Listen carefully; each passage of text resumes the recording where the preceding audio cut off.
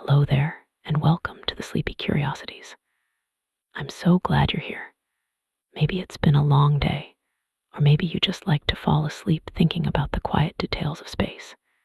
Either way, tonight's journey is for you. There's nothing you need to do now. Just let your body rest and your thoughts drift, because tonight we're exploring space itself. We'll move gently from fact to fact. Some things may surprise you. Others may stay with you like a quiet thought at the edge of sleep. And if these calm explorations help you rest, feel free to like and subscribe. It helps others find their way here too. Now, if you're ready, let's begin. When we look up at the sky, we often think of the sun as just another object in our solar system, perhaps the biggest sibling in a family of planets. But in reality, the sun isn't just the largest member of the family. For all intents and purposes, it is the family. The sheer mass of our star is difficult to comprehend using human scales. It contains 99.86% of all the mass in the entire solar system. That leaves only 0.14% for everything else combined. This includes the massive gas giants like Jupiter and Saturn, all the rocky planets like Earth and Mars, every asteroid, every comet, and every moon. To visualize this, imagine a bucket filled with sand representing the solar system. The sun would be the bucket, and almost every single grain of sand within it, while Jupiter, the largest planet we have, would be a single, lonely grain. Earth would be essentially invisible, a speck of dust too small to see. This overwhelming mass creates the gravitational anchor that holds everything in place, tethering us in our orbit from 93 million miles away. We often worry about the gravity of our own planet, but it is the sun's silent, crushing weight that orchestrates the entire dance of our cosmic neighborhood. It is a lonely giant, outweighing its children by a margin that defies our everyday understanding of scale. Space is famous for its silence, a vacuum where sound waves cannot travel. But if space were filled with air, the sun would be deafening. Astronomers have discovered that the sun is constantly vibrating, ringing like a gigantic bell. These vibrations are caused by the ceaseless churning of hot gas and energy moving from the core to the surface. This movement creates pressure waves that bounce around the interior of the star, causing it to pulse and oscillate. Scientists call this study helioseismology, similar to how we study earthquakes on Earth. If we could hear the sun as it truly is, the noise would be unimaginable. Even though it is nearly 100 million miles away, the sound arriving at Earth would be about as loud as standing next to a train horn or jackhammer, roughly 100 decibels. It would be a constant, roaring background noise to our entire lives, never stopping, never fading. Fortunately for us, the vacuum of space acts as the ultimate soundproof wall, absorbing this roar before it ever reaches our atmosphere. We are left with only the warmth and the light, protected from the violent symphony that plays endlessly in the center of our system. It is a noise too great for our world to bear, silenced by the vast emptiness between us. We tend to think of sunlight as something instant. We step outside, and the warmth hits our skin immediately. But the light touching your face today began its journey thousands of years ago, long before you were born. The energy of the sun is created in its core through nuclear fusion, where hydrogen atoms are crushed together to form helium, releasing a tiny packet of light called a photon. You might expect this photon to shoot straight out into space, but the core of the sun is incredibly dense, roughly 150 times denser than water. As the photon tries to move outward, it constantly crashes into other particles, bouncing around in a chaotic pinball game known as the random walk. It might travel only a fraction of an inch before hitting something and changing direction. This process is so slow that a single photon can take anywhere from 100,000 to nearly 200,000 years just to reach the sun's surface. Once it finally breaks free from the chaotic interior, the journey changes instantly. It races across the vacuum of space at the speed of light, crossing the gap to Earth in just 8 minutes and 20 seconds. The sunlight you see tomorrow morning is ancient, a messenger from a time when early humans were just beginning to migrate across the Earth, finally completing its long, winding journey to reach your eyes. The sun does not truly end at its visible surface. Its influence stretches out to create a protective bubble around our entire solar system. This phenomenon is caused by the solar wind, a continuous stream of charged particles, mostly protons and electrons, that flows outward from the sun in all directions at speeds of 1,000,000 miles per hour. This wind blows past Mercury, past Earth, and even past the distant, icy world of Pluto, inflating a vast magnetic bubble known as the heliosphere. This bubble acts as a shield, pushing back against the interstellar medium, which is the gas and dust that fills the space between the stars. Without this solar wind, our solar system would be bombarded by significantly higher levels of dangerous cosmic rays from deep space. The edge of this bubble, known as the heliopause, is considered by many to be the true boundary of our solar system. It wasn't until 2012 that humanity finally touched this edge, when the Voyager 1 spacecraft crossed the termination shock and entered interstellar space. It sent back data confirming a sudden drop in solar particles and a rise in cosmic radiation, proving that we live inside a distinct atmospheric cocoon generated by our star. We are effectively living inside the sun's extended atmosphere, protected by a breath of wind that never stops blowing. While the sun holds us in place, our closest companion, the moon, is slowly saying goodbye. It is a drift so subtle that no human eye can detect it, but precise measurements using lasers have confirmed that the moon is moving away from Earth at a rate of about 1.5 inches, or 3.8 centimeters, per year. This is happening because of the tidal interaction between the two bodies. The moon's gravity pulls on Earth's oceans, creating tides, but Earth spins faster than the moon orbits. This drags the tidal bulge slightly ahead of the moon, and that bulge acts like a gravitational tow rope, pulling the moon forward and adding energy to its orbit. As the moon gains energy, it moves into a higher, wider orbit, drifting further away. This is roughly the same speed at which your fingernails grow, a tiny change that adds up over eons. Millions of years ago, the moon was much closer and would have appeared enormous in the prehistoric sky. In the distant future, it will be so far away that total solar eclipses will become impossible, as the moon will look too small to completely cover the sun. It is a long, slow departure, a cosmic uncoupling that reminds us that even the most constant things in our sky are changing, inch by inch, forever. Moon appears to be a dead, silent rock, frozen in time, but beneath its gray surface, it is still trembling.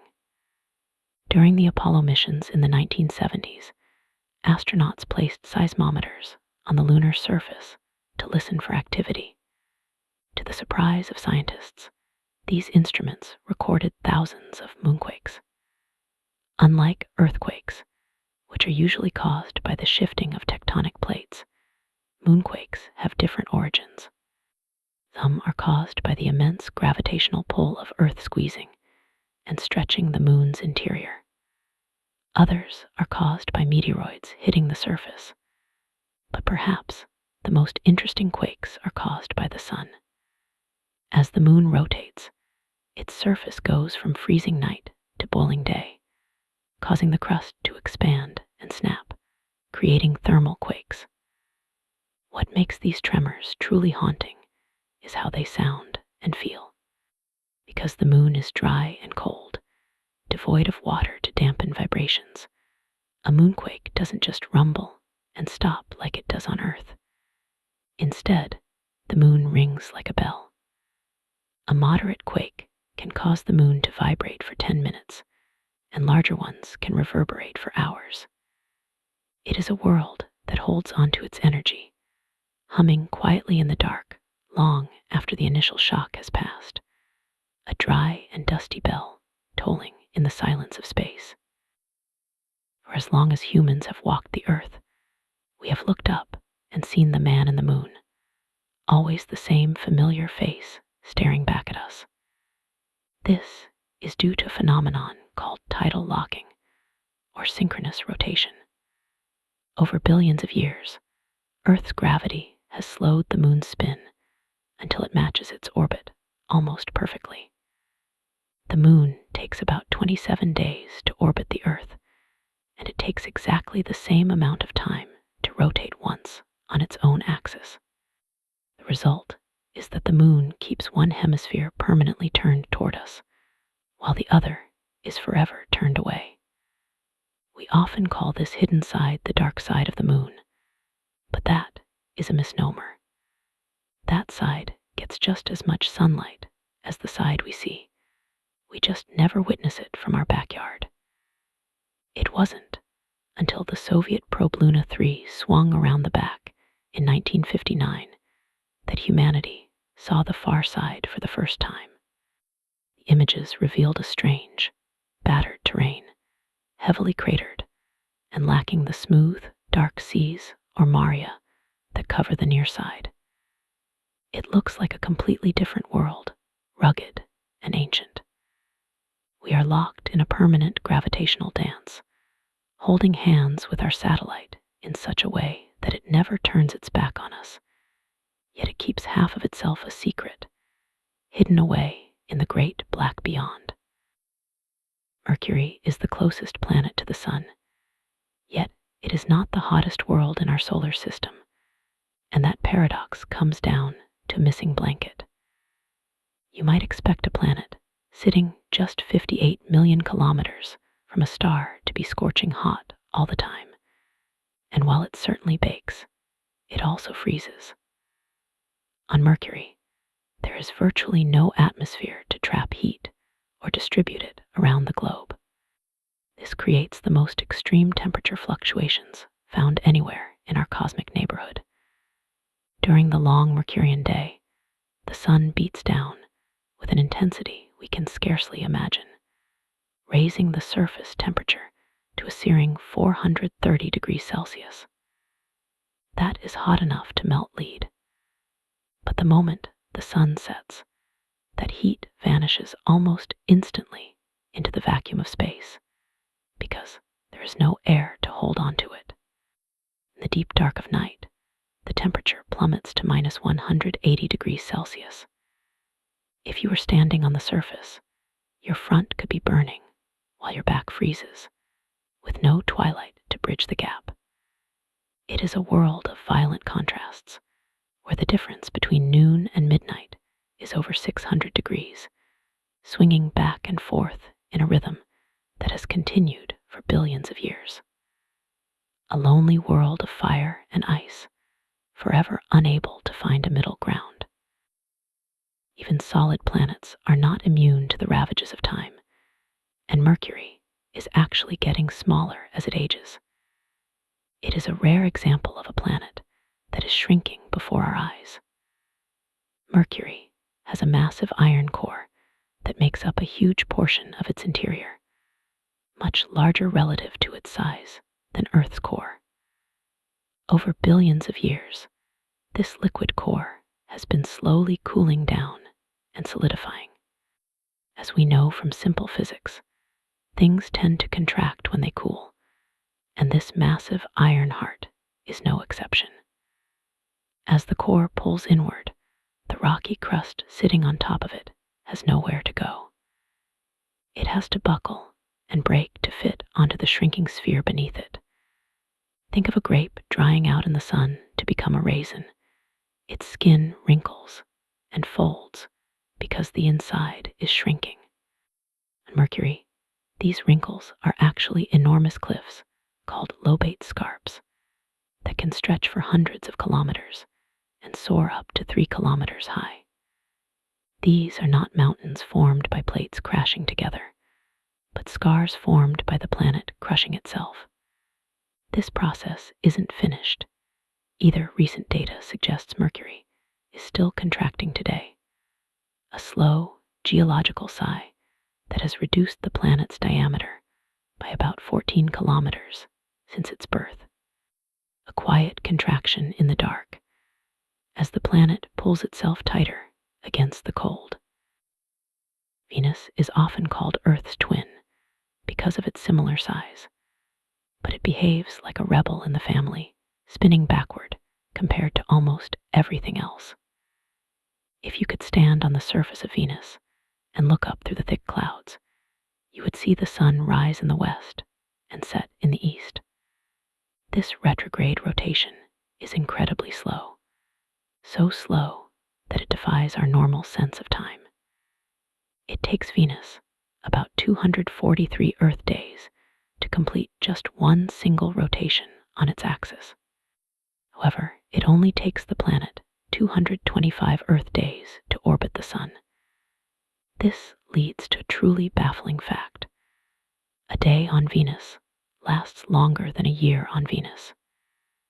You could celebrate your birthday before the sun had finished crossing the sky a single time. Scientists aren't entirely sure why Venus spins this way. Some believe that in the chaotic early days of the solar system, a massive object the size of a small planet might have crashed into Venus, hitting it with such force that it literally knocked the spin out of it or flipped it upside down. Now, it drifts through space in a leisurely, backward waltz, completely out of step with its siblings. It is a reminder that in space, there is no true up or down, just the momentum of ancient collisions playing out over eons. A planet marching to its own slow, contrarian rhythm. While Mercury is close to the sun, Venus is the true inferno of the solar system, serving as a cautionary tale of a greenhouse effect gone runaway. At some point in its ancient past, Venus may have had oceans and a climate somewhat like Earth's, but as the sun grew brighter, those oceans evaporated. Water vapor is a potent greenhouse gas, and it trapped heat, causing more evaporation, which trapped more heat in a vicious cycle that eventually boiled the planet dry. Today, the atmosphere of Venus is almost entirely carbon dioxide, and it is incredibly thick, about 90 times heavier than Earth's atmosphere. Standing on the surface would feel like being a kilometer deep under the ocean on Earth, a crushing weight that would destroy most machinery instantly. This thick blanket of gas traps the sun's heat so effectively that the surface temperature stays a consistent 475 degrees Celsius, day or night, pole to equator. It is hot enough to melt lead, zinc, and tin. When the Soviet Union sent the Venera probes to land there in the 1970s and 80s, the landers only survived for a matter of minutes, just long enough to send back a few grainy photos of cracked, yellow rocks before the heat and pressure destroyed them. It is a world where the air itself is a heavy, crushing curtain, hiding a surface that has been baked dry for millions of years. Beauty, when viewed from afar, often masks a turbulent and hostile heart. Moving outward to Mars, we find a geological feature that humbles everything on Earth, the colossal volcano known as Olympus Mons. This is not just a big mountain. It is the largest volcano in the entire solar system, a shield of rock so vast it is hard to comprehend. Olympus Mons stands about 22 kilometers high, which is nearly 3 times the height of Mount Everest. If you were to place it on Earth, it would cover the entire country of France or the state of Arizona. The base is so wide that if you were standing on the peak, you wouldn't even be able to see the edge of the volcano. The slopes would extend beyond the horizon, following the curvature of the planet. Because Mars doesn't have moving tectonic plates like Earth, the crust remained stationary over a hotspot of magma for millions upon millions of years. This allowed the volcano to keep growing and growing, layer by lava layer, without ever being shifted away from its fuel source. The atmosphere on Mars is so thin that the peak of Olympus Mons actually pokes out above the majority of the Martian air, sitting in the near vacuum of space. It is a mountain that literally reaches the stars, a silent giant that has not erupted in 25 million years, a monument to the fire that once burned deep inside the red planet. Mars is also home to a canyon system that makes the Grand Canyon look like a mere scratch in the dirt. It is called Valles Marineris, named after the Mariner 9 orbiter that discovered it, and it stretches across the face of Mars like a giant scar. This canyon is over 4,000 kilometers long, reaching depths of up to 7 kilometers. To put that in perspective, if you placed Valles Marineris on the United States, it would stretch from Los Angeles all the way to New York City. The Grand Canyon is impressive, but you can see the other side of it. Valles Marineris is so wide, up to 200 kilometers in places, that if you stood on one rim, the other side would be far over the horizon.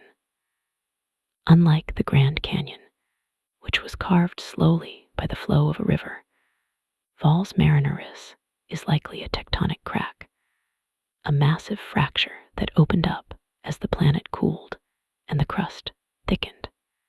It creates its own weather systems. Early morning clouds often fill the valley floor, misting through the labyrinth of jagged cliffs and landslides. It is a wound in the planetary crust that exposes billions of years of geological history, layer upon layer of red rock frozen in time. A silent, gaping chasm that tells the story of a violent and shifting past. One of the most poetic differences between Earth and Mars is the color of the sky at the end of the day. Here on Earth, our thick atmosphere scatters blue light all day long, giving us a blue sky. But at sunset, the light has to travel through more air, scattering away the blue and leaving us with reds, oranges, and pinks. On Mars, the process is completely reversed. The Martian atmosphere is very thin and filled with fine, iron-rich dust particles. During the day, this dust scatters the reddish light, giving the Martian sky a butterscotch or pinkish hue. But when the sun sets on Mars, the light has to pass through a thicker layer of this dust to reach the observer. The dust particles are exactly the right size to allow blue light to penetrate through the atmosphere more efficiently than red light when the sun is low on the horizon. This means that if you were standing in Gale Crater watching the sun dip below the rim, you would see the sky around the sun turn a cool, serene blue. The robotic rovers Curiosity and Perseverance have sent back images of these sunsets, a small, distant sun fading into a cold, blue twilight. It creates a feeling of alien melancholy, a familiar event painted in the wrong colors. A cool blue memory at the very end of a long, red day. One of the most enduring features in our solar system is a storm that has been raging for centuries, a crimson eye staring back at us from the face of Jupiter. Known as the Great Red Spot, this anticyclonic storm is so massive that, at its peak size, it could have swallowed 3 Earths side by side. Astronomers have been tracking it continuously since at least 1830, and there are records suggesting it was observed as far back as the 1660s. But unlike the fleeting hurricanes on Earth, which dissipate after a few weeks over land or cold water, this storm has no solid ground to slow it down. It churns endlessly, driven by Jupiter's internal heat and the planet's rapid rotation. However, this ancient storm is changing. Over the last century, astronomers have watched it shrink and become more circular, transforming from a vast oval into a smaller, rounder pocket of turbulence that is now only about the width of one Earth.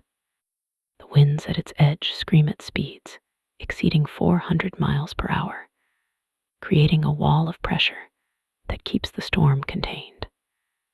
Inside, the chemical composition that gives the spot its distinct red hue remains a bit of a mystery, likely a cocktail of sulfur and phosphorus compounds cooked by ultraviolet sunlight. It is a reminder that even on the largest scales, weather is a living, breathing dynamic process, a storm that has outlived empires on Earth, slowly changing its shape as it drifts through the cloud tops. If our eyes could perceive magnetic fields the way they perceive visible light, looking up at the night sky would be a terrifying experience. Jupiter is surrounded by a magnetic sphere of influence, so colossal that it defies easy comprehension. This structure, called the magnetosphere, is generated by the churning of liquid metallic hydrogen deep within the planet's core. The pressure there is so intense that hydrogen gas is squeezed until it turns into a liquid that conducts electricity like a metal. This dynamo creates a magnetic bubble that stretches millions of miles into space. If you could see this bubble from Earth, despite Jupiter being nearly 400 million miles away, it would appear larger than the full moon in our night sky. On the side facing away from the sun, this magnetic tail stretches out almost as far as the orbit of Saturn, acting like a massive windsock in the solar wind. This field is 20,000 times stronger than Earth's, trapping high-energy particles that create radiation belts, intense enough to fry the electronics of unshielded spacecraft instantly.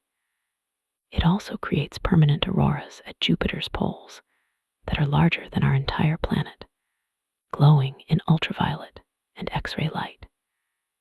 It is an invisible fortress, a ghost structure in the dark that dominates the space around it, humming with silent, deadly energy. Saturn is the jewel of the solar system, famous for its beauty, but it holds a physical property that seems almost impossible for a world of its size. Despite being the second largest planet, with a volume that could hold more than 760 Earths, Saturn is incredibly light for its size. It is composed almost entirely of hydrogen and helium, the two lightest elements in the universe, which makes its overall density lower than that of liquid water. This leads to a favorite thought experiment in physics classrooms. If you could find a bathtub colossal enough to hold the planet Saturn, and if you could fill that tub with water, the giant planet would not sink to the bottom. It would float. The other rocky planets, like Earth and Mars, would sink like stones, and even Jupiter is dense enough to submerge. But Saturn would bob on the surface like a massive, ringed beach ball. This low density also affects the planet's shape. Because Saturn spins incredibly fast, completing a day in just over 10.5 hours. Its fluid atmosphere bulges outward at the equator. This spin, combined with its lightness, flattens the poles and widens the middle so significantly that the planet looks visibly squashed through a telescope. It is a world of immense size, but delicate substance, a giant cloud held together by gravity, lighter than the water in your glass. The rings of Saturn are perhaps the most recognized image in astronomy, yet their true scale and structure are often misunderstood. We tend to imagine them as solid disks or dense, heavy highways of rock, but they are surprisingly ethereal. These rings span a massive distance, extending up to 175,000 miles from the planet's center, yet they are incredibly, almost impossibly, thin. In many places, the vertical height of the rings is only about 30 feet, no taller than a 2-story house. If you were to build a scale model where Saturn was a ball about 3 feet wide, the rings would be 10,000 times thinner than a razor blade. Composed of billions of pieces of water, ice ranging from tiny grains of dust to chunks the size of mountains, they orbit in a perfect, flat plane. Because they are so thin, they create a fascinating optical illusion every 15 years. As Saturn orbits the Sun, there are moments when the rings align perfectly edge-on with Earth. When this happens, they virtually disappear from view, leaving Saturn looking strange and naked in our telescopes. It takes a powerful observatory to detect even a faint line during these crossings. They are a feature of immense breadth, but vanishing depth, a sheet of ice and dust balanced in a delicate gravitational dance that has captivated observers for centuries. At the northernmost point of Saturn, there is a weather pattern that defies the chaotic nature of storms. While storms on Earth and other planets tend to be circular or spiral in shape, Saturn boasts a perfect hexagon at its north pole. This 6-sided jet stream is a geometric oddity that has puzzled scientists since the Voyager missions first glimpsed it in the early 1980s. Hexagon is gargantuan. Each of its 6 sides is longer than the diameter of Earth, and the entire structure could easily fit 2 Earths inside it. Winds within this geometric boundary race at 200 miles per hour, turning sharply at each corner to maintain the shape. It is a standing wave pattern, stable and persistent, created by the specific fluid dynamics of Saturn's atmosphere hitting differences in speed at different latitudes. Unlike the hurricanes we know, which drift and wander, this hexagon is locked in place, rotating at the same speed as the planet's interior. It also changes color with the seasons. During Saturn's long summer, the hexagon shifts from a blue-gray to bright gold, likely due to sunlight reacting with suspended particles in the atmosphere. It is a rare instance where the disorderly motion of gas and wind organizes itself into precise, mathematical perfection, spinning silently at the top of the world. Deep within the atmospheres of the gas giants, specifically Jupiter and Saturn, a phenomenon occurs that sounds like it belongs in a fairy tale. Scientists believe that on these worlds, it literally rains diamonds. The process begins in the upper atmosphere, where lightning storms turn methane gas into soot, which is essentially carbon. As this soot falls, it travels through thicker and thicker layers of atmosphere, where the pressure and temperature increase dramatically. This intense squeezing creates graphite first, the same material found in pencil lead. But as it falls further, miles down into the crushing depths, the pressure becomes so extreme that the graphite is compressed into its hardest form, pure diamond. These diamonds, which could be as large as hailstones, continue their descent toward the core. Eventually, they reach depths where the temperature is so high that even diamond cannot remain solid. There, they likely melt, creating liquid diamond seas or raindrops that dissolve into the superheated fluid of the planet's interior. While we send rovers to Mars to look for rocks, the interiors of these giants are likely filled with a wealth of gems that we can never reach, raining down in the dark, hot depths where no probe could ever survive.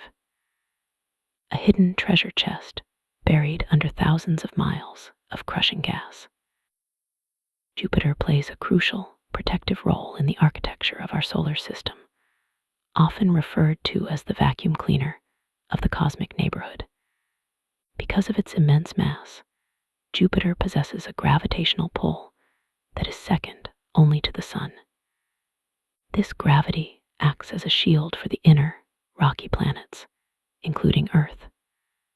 For billions of years, Jupiter has attracted or deflected comets and asteroids that might otherwise have plunged toward the inner solar system. Famous example of this occurred in 1994, when the comet Shoemaker-Levy 9 was captured by Jupiter's gravity. The tidal forces tore the comet apart into a string of fragments, which then slammed into Jupiter's atmosphere with the force of millions of nuclear weapons. If Jupiter weren't there to catch these stray wanderers, or to fling them harmlessly out of the solar system with a gravitational slingshot, Earth would likely have suffered many more catastrophic impacts over its history. This might have prevented life from evolving or surviving. We owe a quiet debt to this gas giant. It sits in the outer reaches, absorbing the blows and clearing the path, a massive, silent bodyguard that keeps our small blue world safe from the chaotic debris left over from the system's creation. While the other planets in our solar system spin like upright tops, the ice giant Uranus has a completely different orientation. It rolls through space on its side. Most planets have a slight tilt to their axis, which gives them their seasons, but Uranus is tilted at an extreme angle of about 98 degrees relative to its orbit. Imagine a ball rolling along a circular track. That is how this massive world moves around the Sun. This unique posture creates the most extreme seasonal changes found anywhere in our cosmic neighborhood. Because the planet takes 84 Earth years to complete one orbit, each pole spends 42 continuous years bathed in sunlight, while the other side remains plunged in 42 years of unbroken darkness. If you were floating in the cloud tops of the summer pole, you would see the sun circling the sky without setting for decades, slowly spiraling higher and then lower. The prevailing theory for this strange behavior is violent and dramatic. Astronomers believe that shortly after Uranus formed billions of years ago, it was struck by an Earth-sized object. The impact was so powerful that it literally knocked the planet over, but didn't destroy it. Today, even its faint rings and its family of 27 moons orbit vertically, mimicking the planet's tilt. It is a world turned upside down, rolling silently along a dark and lonely path, forever marked by a chaotic encounter from the dawn of the solar system. Further out in the darkness lies Neptune, a world that defies what we expect about energy and cold. Being the farthest known major planet from the Sun, 30 times farther away than Earth, Neptune receives incredibly little solar heat. Yet, it hosts the most violent winds in the solar system.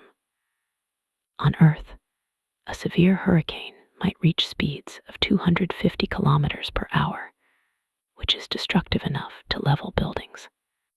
On Neptune, winds whip through the upper atmosphere at supersonic speeds, reaching nearly 2,000 kilometers per hour. These are winds that move faster than the speed of sound, driving frozen clouds of methane ice across the planet's blue face. The mystery lies in the energy source. Usually, weather is driven by heat from the sun, but Neptune is distant and deep frozen. Scientists believe that the planet generates a massive amount of internal heat left over from its formation, radiating about 2.6 times more energy than it receives from the sun. This internal furnace, combined with the lack of friction on a planet with no solid surface and no mountains to break the airflow, allows the winds to build up terrifying momentum. Enormous dark storms, large enough to swallow the Earth whole, appear and disappear over the years, driven by this unseen engine. It is a paradox of the outer dark, a world of freezing cold that is fundamentally alive with turbulent, roaring energy. The existence of Neptune is one of the greatest triumphs of mathematics, a discovery made with a pen and paper long before it was confirmed by a telescope. In the early 19th century, astronomers had been tracking Uranus, the seventh planet, and noticed something troubling. It wasn't following the path predicted by Newton's laws of gravity. It would speed up slightly, then slow down, as if something invisible was tugging on it. Rather than throwing out the laws of physics, two mathematicians, Urbain Le Verrier in France and John Couch Adams in England, independently realized there must be an eighth, unseen planet farther out, pulling on Uranus with its gravity. Le Verrier calculated exactly where this ghost planet should be in the night sky. In 1846, he sent a letter to an observatory in Berlin, essentially saying, "Point your telescope at this specific coordinate, and you will see a new world." On the very night the letter arrived, the astronomer Johann Galle looked at that spot. Less than 1 degree away from Le Verrier's prediction, he found a blue-green point of light that wasn't on any star chart. It was Neptune. It was a moment that proved the universe follows predictable rules. We didn't stumble upon the planet by luck, but found it by listening to the quiet whispers of gravity. A triumph of the mind reaching out into the dark. When the New Horizons spacecraft finally reached Pluto in 2015, it revealed a world far more active and beautiful than the dead rock scientists had expected. The most striking feature captured in those high-resolution images was a vast, bright region shaped perfectly like a heart, now named Tombaugh Regio. The western lobe of this heart, called Sputnik Planitia, is actually a colossal glacier, but not made of water. It is made of frozen nitrogen. This basin is about 1,000 kilometers wide, and despite the extreme cold of deep space, the ice here is active. Because nitrogen ice is softer and more malleable than water ice at these temperatures, it flows slowly, much like glaciers on Earth, but over a much flatter landscape. What surprised scientists most was the complete lack of impact craters in this area. In the violent shooting gallery of the solar system, an old surface should be pockmarked with holes. Smoothness of Sputnik Planitia means the surface is very young, likely less than 10 million years old, and is constantly resurfacing itself. Heat from deep inside the dwarf planet causes the nitrogen ice to churn in slow-motion convection cells, rising and sinking like a lava lamp or a pot of boiling oatmeal, only on a geological timescale. It is a beating heart of geological activity on a tiny world so far from the sun that day looks like twilight. Beyond Pluto, the solar system doesn't just end. It dissolves into a vast, cluttered attic known as the Kuiper Belt, and the distant Oort cloud. It's easy to confuse the two, but they are structurally very different. The Kuiper Belt, where Pluto resides, is a flat disk or donut-shaped ring of icy debris, extending just beyond Neptune. It is filled with hundreds of thousands of icy bodies, remnants from the solar system's formation that never coalesced into planets. But the Oort cloud is something far grander and more distant. It is a giant spherical shell that wraps around the entire solar system like a bubble. It is unimaginably huge. While the Kuiper Belt is nearby in astronomical terms, the Oort cloud starts almost a year of light travel away and stretches nearly halfway to the next star, Proxima Centauri. If the sun were a grapefruit on a table, the Earth would be a grain of sand a few meters away. But the Oort cloud would be a sphere, creating a boundary nearly 1,000 kilometers in every direction. This distant sphere is the home of long-period comets, those icy travelers that take thousands of years to visit the inner solar system. These objects drift in the profound silence of interstellar space, barely held by the sun's gravity, drifting like snowflakes in a sphere that marks the true end of our star's domain. One of the strangest residents of the Kuiper Belt is the dwarf planet Haumea, a world that challenges our idea of what a planet should look like. While gravity naturally pulls massive objects into spheres, which is why stars, planets, and large moons are round, Haumea looks like a flattened football or a smooth egg. This shape isn't due to a lack of gravity, but rather the violence of its rotation. Haumea spins incredibly fast, completing a full rotation every 4 hours. This is the fastest spin of any large object in our solar system. Because it is spinning so rapidly, the centrifugal force causes the planet to bulge outward at the equator, stretching it into an ellipsoid. If it were to spin much faster, it might tear itself apart. This dwarf planet is roughly the size of Pluto, but its shape is so distorted that its longest dimension is nearly twice its shortest. To add to its uniqueness, Haumea has a ring system of its own, likely formed from debris kicked up during a collision in the distant past. It travels through the cold darkness of the outer solar system, a dizzying, tumbling stone coated in crystalline water ice, shaped not just by gravity, but by the sheer speed of its movement. It is a reminder that in space, the laws of physics can sculpt matter into forms that seem impossible to our eyes. 1990, as the Voyager 1 spacecraft was leaving our planetary neighborhood, roughly 6 billion kilometers from home, it turned its camera around for one final photo at the request of astronomer Carl Sagan. The resulting image, known as the pale blue dot, shows the Earth not as a grand world of oceans and continents, but as a tiny speck of light, less than a single pixel in size, suspended in a scattered ray of sunlight. From that distance, the Earth appears incredibly fragile and insignificant against the vastness of space. It is indistinguishable from a speck of dust. This image shifted our perspective more than any map or geological survey ever could. It showed us that everything that has ever happened in human history, every war, every love story, every empire, every person you have ever known, happened on that single, lonely pixel. There are no borders visible from that distance, no signs of our struggles or our achievements. It captures the isolation of our planet in the great, enveloping cosmic dark. It reminds us that we are travelers on a very small boat in a very large ocean.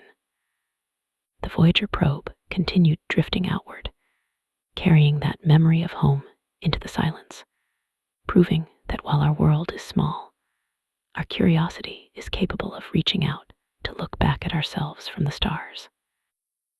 Ganymede is a moon that rightfully challenges the definition of a planet. Orbiting the giant Jupiter, it holds the title of the largest moon in our entire solar system, a world so massive that it is actually larger than the planet Mercury. If Ganymede were orbiting the Sun on its own rather than circling Jupiter, we would almost certainly classify it as a planet without a second thought. It is a world of two faces: dark, cratered regions that are billions of years old, and lighter, younger regions sliced up by grooves and ridges. But perhaps its most fascinating secret is hidden deep within its core. Ganymede is the only moon known to generate its own magnetic field, likely created by a churning core of liquid iron, much like Earth's. This magnetic bubble creates a tiny magnetosphere buried inside Jupiter's much larger one, sparking invisible auroras around the moon's poles. Beneath its thick crust of ice, scientists believe there lies a saltwater ocean deep enough to stack several Earth oceans on top of one another. It is a place of hidden depths and planetary ambitions, caught forever in the gravity of a gas giant, silently shielding its secrets beneath a shell of rock and ice. A king among satellites, masquerading as a mere moon. Europa, another of Jupiter's companions, presents one of the smoothest faces in the cosmos. At a glance, it looks like a cracked marble or an intricate eggshell, crisscrossed by long reddish-brown lines that scar its bright, icy surface. These lines are not mountains or valleys in the traditional sense, but fractures in the ice where warmer material from below has welled up and frozen. This surface is incredibly young in geological terms, meaning that unlike our moon, which holds craters from billions of years ago, Europa is constantly resurfacing itself. The driving force behind this activity is the immense gravity of Jupiter, which pulls and stretches the moon as it orbits. This process, known as tidal flexing, creates friction deep inside Europa's core, generating enough heat to maintain a vast, liquid water ocean beneath the frozen crust. Estimates suggest this hidden ocean could be 60 to 100 miles deep, containing twice as much water as all of Earth's oceans combined. We have seen plumes of water vapor erupting from the surface, hinting that the ocean is active and connected to the world above. It is a world where the most interesting story is happening in the dark, under miles of ice, in a warm, salty sea that has likely existed for eons. A silent, frozen guardian of a deep and liquid mystery. While Europa is an ice world, its neighbor Io is a world of fire and brimstone. Caught in a gravitational tug-of-war between Jupiter and the other large moons, Io is stretched and squeezed so violently that its interior rock melts, making it the most volcanically active body in the solar system. The surface is a chaotic palette of yellow, red, orange, black, and white colors, painted by sulfur and sulfur dioxide frost. There are hundreds of active volcanoes here, some blasting plumes of lava, and gas over 200 miles into space. The material falls back down, coating the surface in new layers of debris, which means Io has no impact craters. Any scar left by a meteor is quickly erased by a fresh flow of lava. It is a landscape that changes almost as fast as we can map it. The atmosphere is thin and smells faintly of rotten eggs due to the sulfur, and the ground itself heaves up and down by as much as 300 feet, the height of a 30-story building, every time it orbits Jupiter. It is a place of terrible violence and beauty, a moon that is literally turning itself inside out, over and over again. A restless, molten heart beating against the cold of space. Further out in the solar system, orbiting Saturn, lies Titan, a moon that feels eerily like a primordial Earth. It is the only moon in the solar system with a substantial atmosphere, a thick orange haze that is actually denser than the air we breathe on Earth. For a long time, this haze hid the surface from view, but when we finally peered beneath it, we found a world that is strangely familiar yet chemically alien. Titan has clouds, rain, rivers, lakes, and seas, but they are not made of water. Surface temperature is so cold, around minus 290 degrees Fahrenheit, that water is frozen as hard as granite.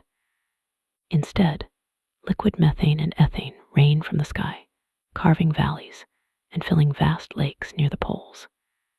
If you stood on the surface of Titan, the daylight would be dim and diffuse, like a cloudy afternoon just before sunset. The gravity is low, about 1/7 of Earth's, and the air is thick. If you strapped wings to your arms, you could likely fly just by flapping them. In 2005, the Huygens probe landed here, sending back images of rounded rocks made of ice, sitting on a damp, squishy surface akin to wet clay. It is a world where the cycle of weather mirrors our own, but the ingredients are entirely different. A familiar song played on strange instruments. Also orbiting Saturn is a small, bright moon called Enceladus, which serves as a cosmic snow machine. This moon is one of the most reflective objects in the solar system, covered in fresh, clean ice that bounces almost all the sunlight that hits it back into space. This makes Enceladus incredibly cold, but its south pole is a hotbed of activity. There, 4 long, parallel fractures known as tiger stripes slice across the surface.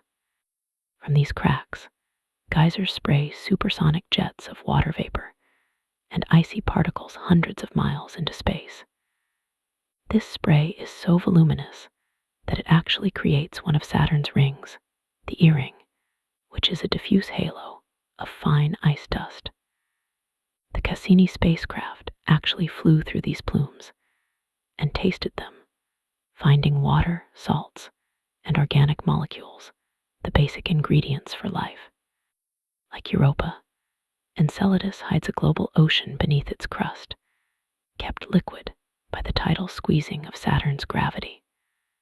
The snow that falls back to the surface is fine and powdery, coating the moon in a soft, white blanket that smooths out craters and creates a landscape of rolling, frozen dunes. It is a tiny, active world that generously shares its hidden ocean with the space around it. A small, bright, jewel-breathing life into the void.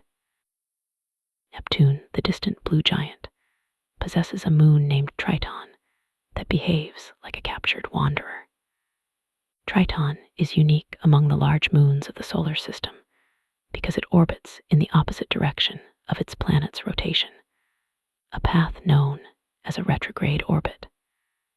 This strongly suggests that Triton was not born alongside Neptune, but was once a dwarf planet in the Kuiper belt, much like Pluto, before it ventured too close and was ensnared by Neptune's gravity. This capture was likely a violent event that melted Triton's interior and reshaped its surface. Today, it is one of the coldest places we know, with temperatures plunging to absolute extremes. Its surface is rugged and strange, featuring a texture often called cantaloupe terrain because of its bumpy, melon-like skin. Despite the cold, Triton is active. Nitrogen geysers erupt from its surface, carrying dark dust streaks 5 miles into the thin atmosphere, where wind shears carry them horizontally. But Triton is living on borrowed time.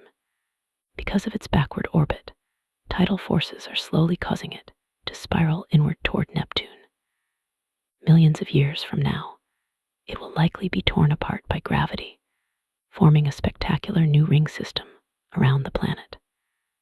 A doomed traveler walking backward into the dark. Finally, we look at Mimas, the smallest of Saturn's major moons, which bears a scar that nearly ended its existence. Mimas is heavily cratered, a testament to a long history of bombardment. But one feature dominates all others, the Herschel crater. This impact basin is enormous relative to the size of the moon itself, spanning nearly 1/3 of Mimas's diameter. To put that in perspective, if a crater of similar scale existed on Earth, it would be wider than the entire continent of Australia. The impact that created it was so powerful that it likely fractured the moon to its core. Huge cracks can be seen on the opposite side of Mimas, created by shockwaves traveling through the moon's body. The result is a striking resemblance to the Death Star from popular cinema, with the large crater acting as the ominous dish. Despite this violent past, Mimas plays a gentle role today. Its gravity clears a gap in Saturn's rings known as the Cassini division, acting as a shepherd that helps maintain the orderly beauty of the ring system.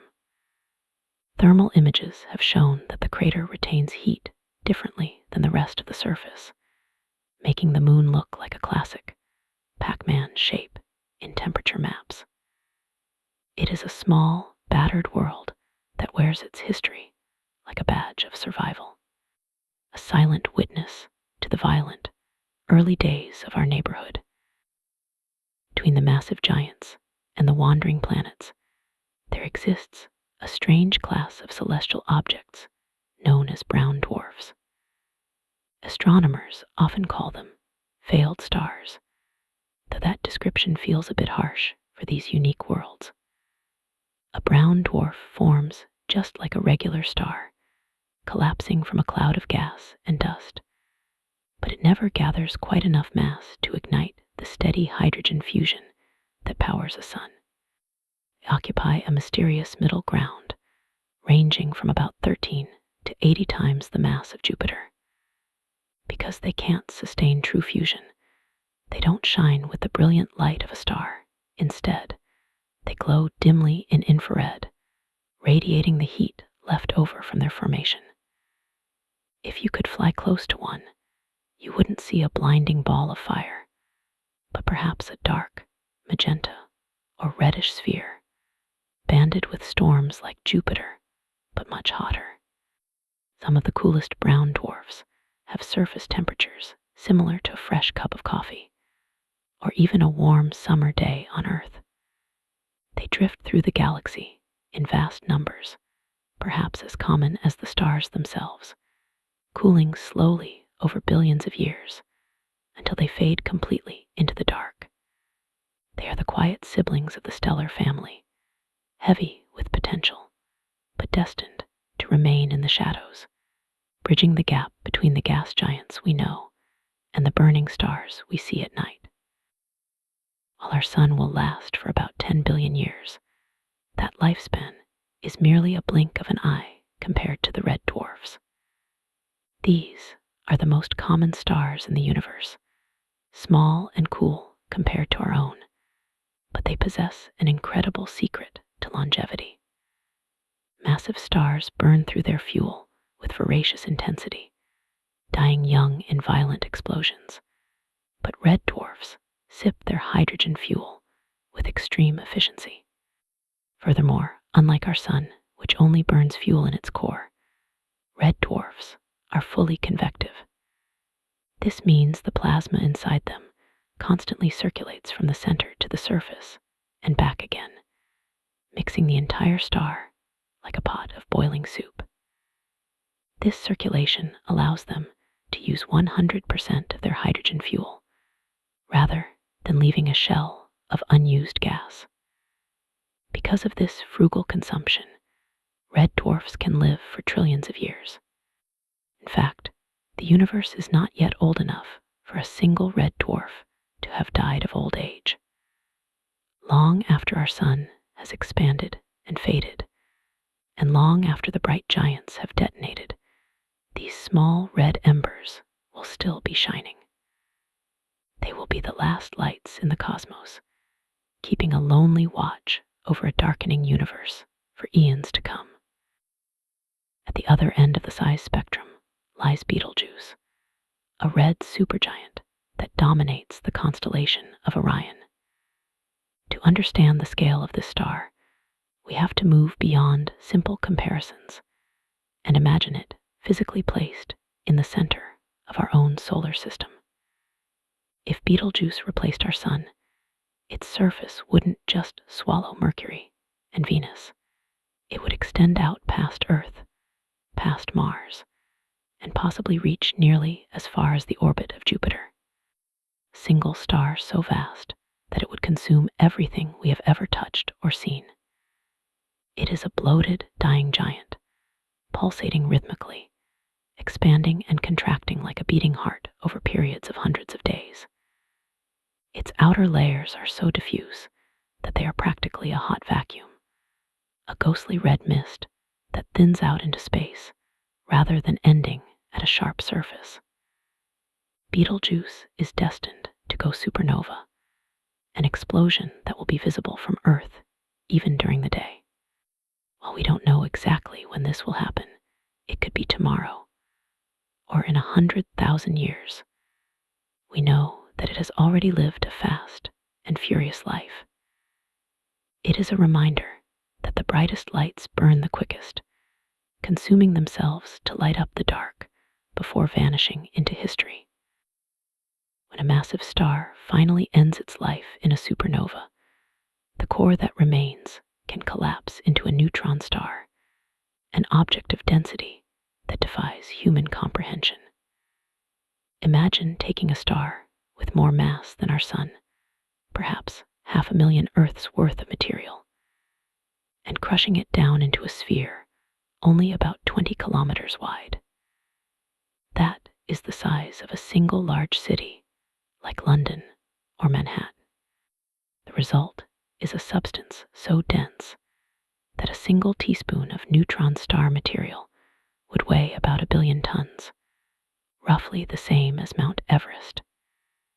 If you were to drop a marshmallow onto the surface of a neutron star, it would hit with the energy of a nuclear bomb, simply because of the intense gravitational pull.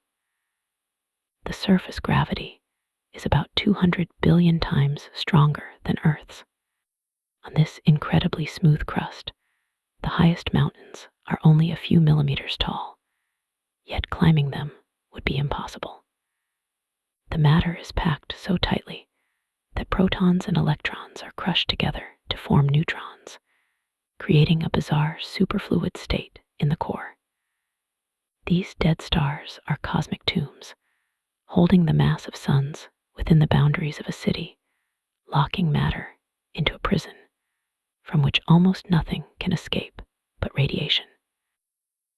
Some of these neutron stars do something even more extraordinary. They spin. As the original star collapses, it conserves its angular momentum, spinning faster and faster like a figure skater pulling in their arms. The result is a pulsar, a neutron star that can rotate hundreds of times every single second. These objects emit powerful beams of electromagnetic radiation from their magnetic poles. Because the magnetic poles aren't always aligned with the rotation axis, these beams sweep across the sky like the light from a lighthouse. From Earth, we see a steady, rhythmic pulse of radio waves every time the beam sweeps past us.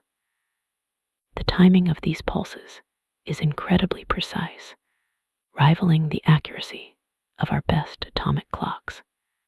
When Jocelyn Bell Burnell first discovered them in 1967, the signal was so regular, pulsing every 1.33 seconds, that her team jokingly labeled it LGM1, standing for little green men, wondering briefly if they had found an alien beacon.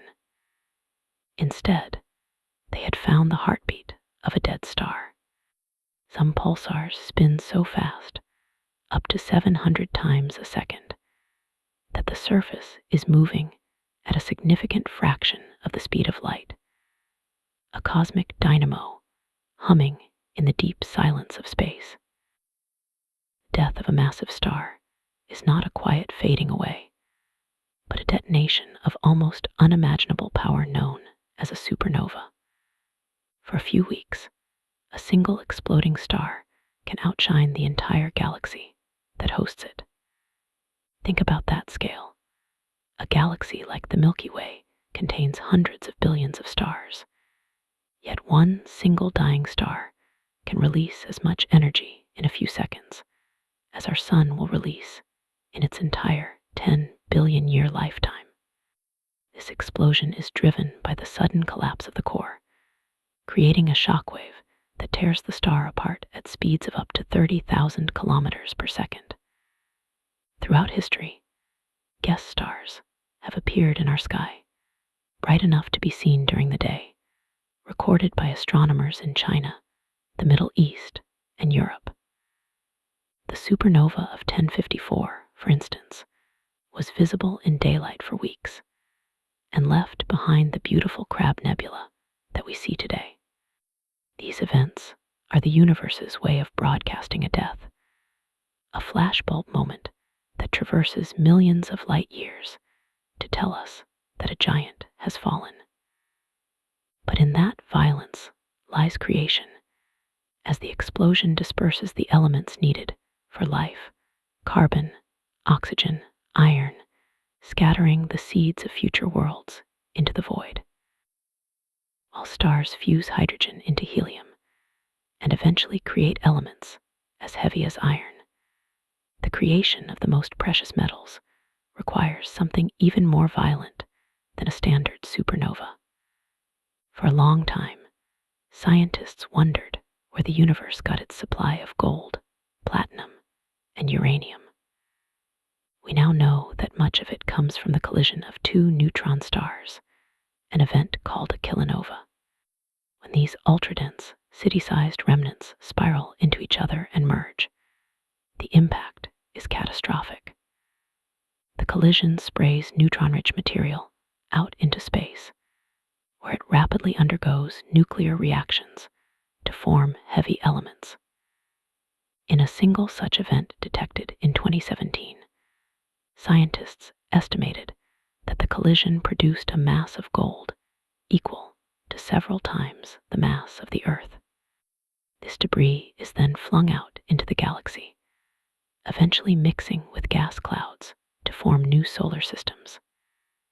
This means that the gold in a wedding ring or the platinum in a catalytic converter was likely forged in the fiery death spiral of two dead stars billions of years ago. We value these metals for their rarity on Earth, but their true value lies in their origin, born from the rarest and most violent embrace in the cosmos. For a long time, astronomers believed that other solar systems would look much like our own, with small rocky planets huddled near the warmth of the star and massive gas giants orbiting quietly in the distance. But the discovery of hot Jupiters completely shattered this assumption and revealed a universe far more chaotic than we imagined.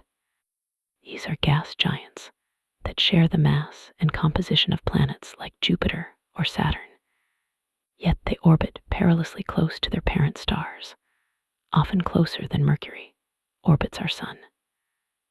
One famous example is 55 Cancri e, a world that whips around its star with such incredible speed that a full year there lasts only about 18 hours. Because it is so close, the planet is tidally locked, meaning one side faces the star in perpetual, scorching daylight, while the other is trapped in endless night. The temperatures on the day side can soar well above 2,000 degrees Celsius, hot enough to melt metal and turn rock into lava. This discovery forced scientists to rewrite their theories of how solar systems form, suggesting that giant planets might form far away in the cold outer reaches and then migrate inward, bulldozing everything in their path until they settle into these blistering, tight orbits. It paints a picture of a violent, dynamic history for many star systems, very different from the stable, clockwork rhythm we enjoy here on Earth. A world of eternal fire, racing against time. In the vast, silent gaps between the stars, there exists a population of worlds that belong to no sun at all.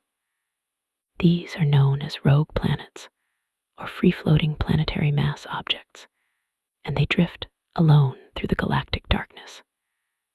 These wanderers were likely born inside normal solar systems, forming from the same swirling disks of dust and gas that create all planets, but were then violently ejected by the gravitational pull of larger siblings or passing stars.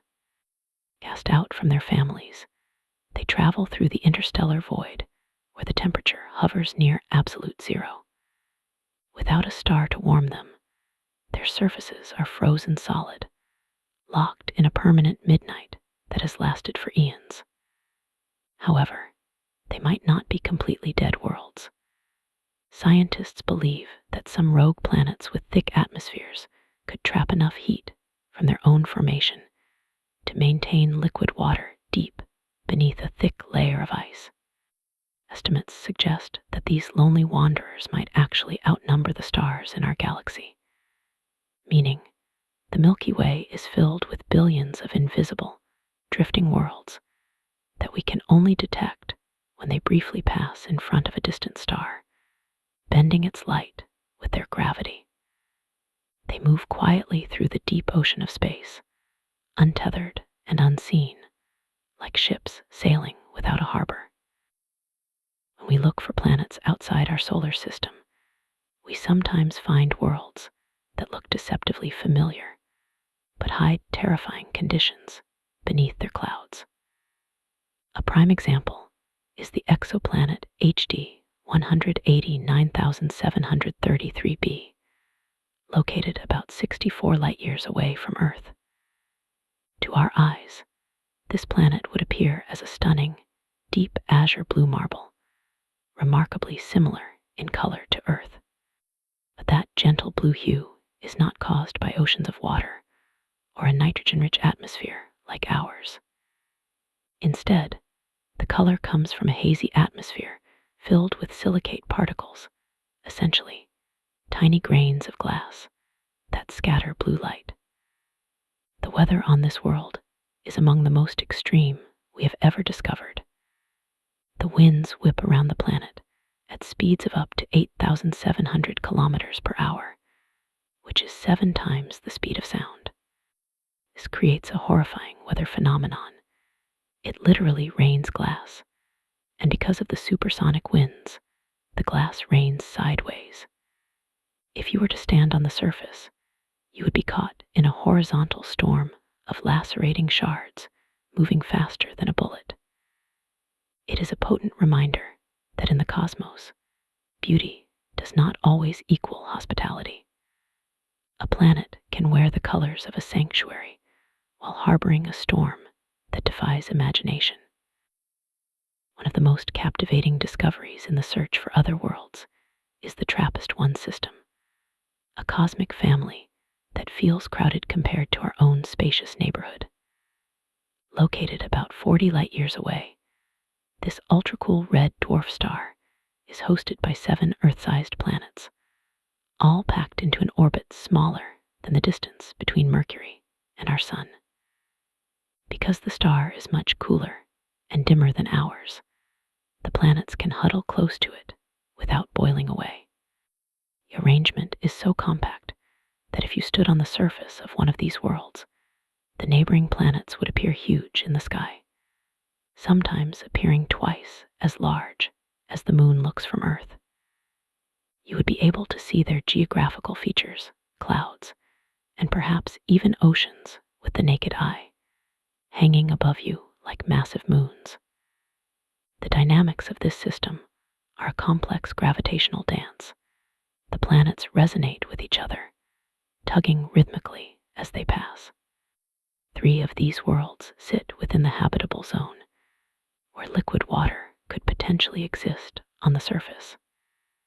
It captures the imagination to think of standing on an alien shore, looking up at a twilight sky, and seeing not stars, but a half-dozen sister worlds clearly visible, drifting overhead in a silent, synchronized procession.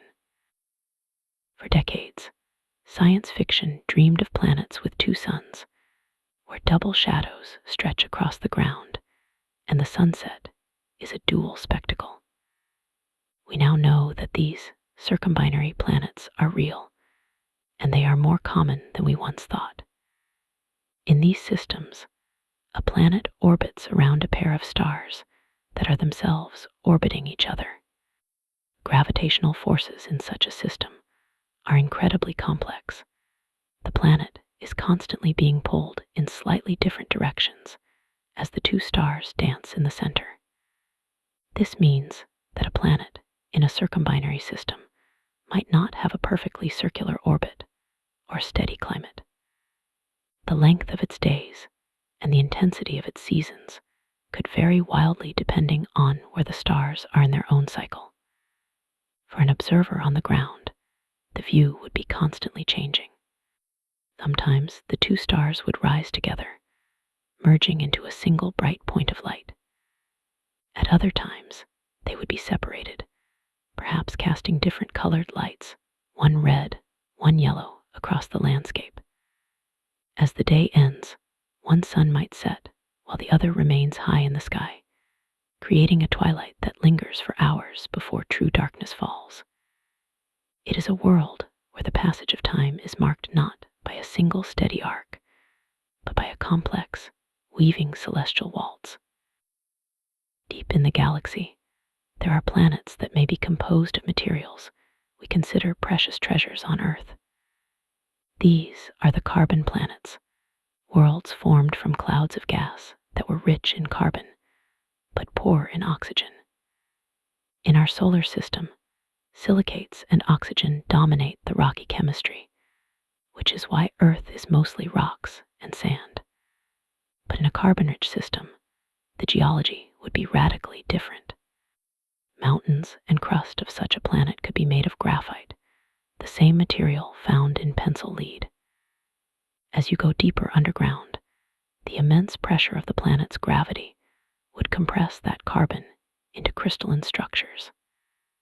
This has led scientists to theorize that these planets could have thick layers of pure diamond, potentially miles deep, hiding beneath the surface. Some exoplanets, like the Super-Earth 55 Cancri, E, have been studied as potential candidates for this composition. Imagine a world where the bedrock is harder than any drill we possess, where the continents are dark graphite, and the deep interior glitters with the clarity of a cut gem. It challenges our concept of value. On such a world, diamond would be as common as granite is to us, just another rock forming the foundation of a silent, alien landscape. The search for life often centers on a specific region around a star known as the Goldilocks zone or the habitable zone.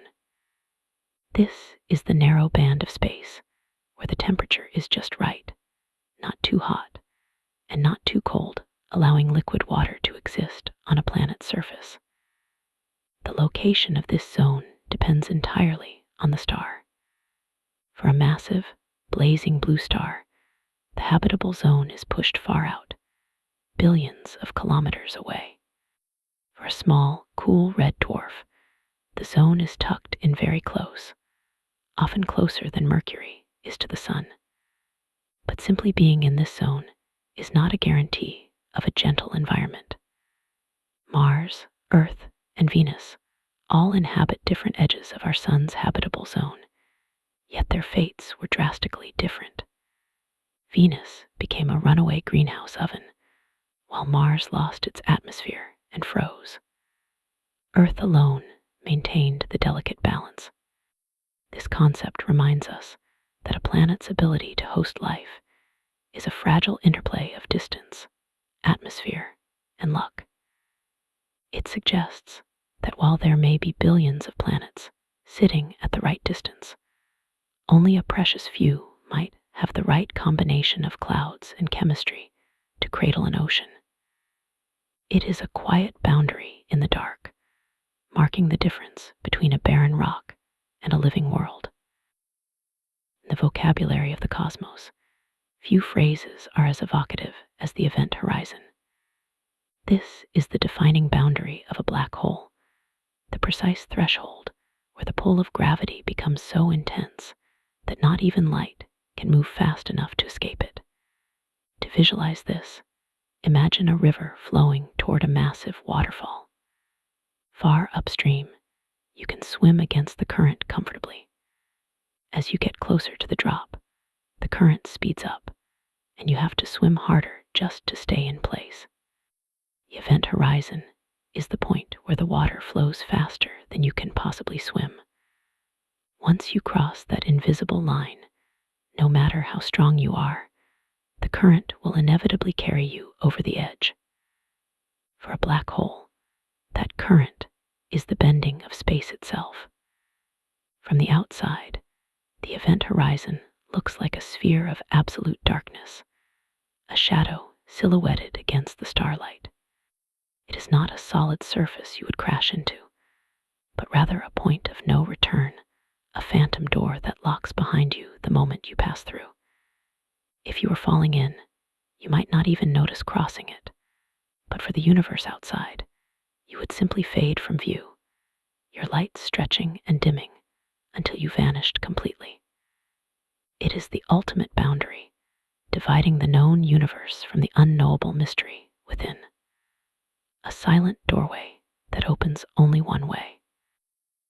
If you were to journey past that boundary, the physics of your experience would undergo a transformation with a strangely culinary name: spaghettification. This phenomenon describes what happens to an object when it falls toward the center of a black hole, driven by the extreme differences in gravitational pull over short distances. Gravity weakens as you get farther away from a source, which is normal. But near a black hole, the gravity changes so drastically over just a few meters that the pull on your feet would be significantly stronger than the pull on your head. If you fell in feet first, the black hole would tug on your boots much harder than your helmet, stretching your body lengthwise. At the same time, the sides of your body would be compressed inward, squeezing you thinner. The result is that any object, whether it is a star, a planet, or an astronaut, gets stretched into a long, thin strand, resembling a piece of spaghetti. Astronomers have actually observed this happening to stars that wandered too close to hidden giants. The star is ripped apart, its gas unspooled into a glowing ribbon that spirals down into the darkness. It is a reminder that gravity is not just a force that holds us to the ground, but a sculptor capable of reshaping matter itself, the final shape of matter before it disappears. For a long time, black holes were just theoretical ghosts, but we now know there is a monster living in our own backyard. At the very center of our Milky Way galaxy, about 26,000 light years from Earth, lies a supermassive black hole known as Sagittarius A. We discovered it not by seeing it directly, but by watching the behavior of the stars around it. For decades, astronomers tracked a group of stars in the constellation Sagittarius that appeared to be orbiting nothing at all. They were whipping around a single, invisible point in space at incredible speeds, some moving at millions of kilometers per hour. By calculating the orbits of these stars, scientists realized that the only object small enough, yet heavy enough to cause such frenetic motion, had to be a black hole. But this isn't just any black hole. Sagittarius A contains the mass of about 4 million suns packed into a region roughly the size of Mercury's orbit. Despite its terrifying power, it is currently a quiet black hole, consuming very little matter. It sits there in the dark, acting as the gravitational anchor for our entire galaxy, holding the spiral arms together as we drift through the cosmos. A sleeping giant in the heart of our home. While we often think of black holes as eternal prisons, the physicist Stephen Hawking proposed a theory suggesting they might not last forever. This concept, known as Hawking radiation, reveals that black holes slowly leak energy back into the universe. The idea comes from the strange world of quantum mechanics, where empty space isn't truly empty, but is filled with virtual particles that pop into existence in pairs and immediately annihilate each other. Hawking theorized that if a pair appears right at the edge of an event horizon, one particle might fall in while the other escapes. The particle that escapes becomes real radiation, detected as faint heat. To pay for the energy of that escaping particle, the black hole must lose a tiny fraction of its own mass. This means that over an unimaginable span of time, black holes are actually evaporating. The process is incredibly slow. For a black hole the size of our sun, it would take far longer than the current age of the universe to disappear completely. But it suggests that even the darkest, most permanent objects in the sky have a lifespan. They too are temporary visitors in the cosmic story, destined to fade away into the background radiation of space. The slow, quiet exhale of the universe's giants. Close to these massive objects, gravity does something even stranger than stretching matter. It stretches time itself. This is the phenomenon of time dilation, a core prediction of Einstein's theory of general relativity. Einstein realized that gravity isn't just a force, but a curvature in the fabric of space and time. The stronger the gravity, the more it curves space, and the slower time moves.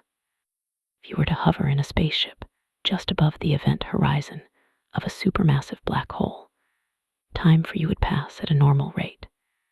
You would watch your watch tick seconds just as it always has. However, if you could look back at Earth with a powerful telescope, you would see events moving in fast motion. A year on Earth might pass in just a few minutes of your time.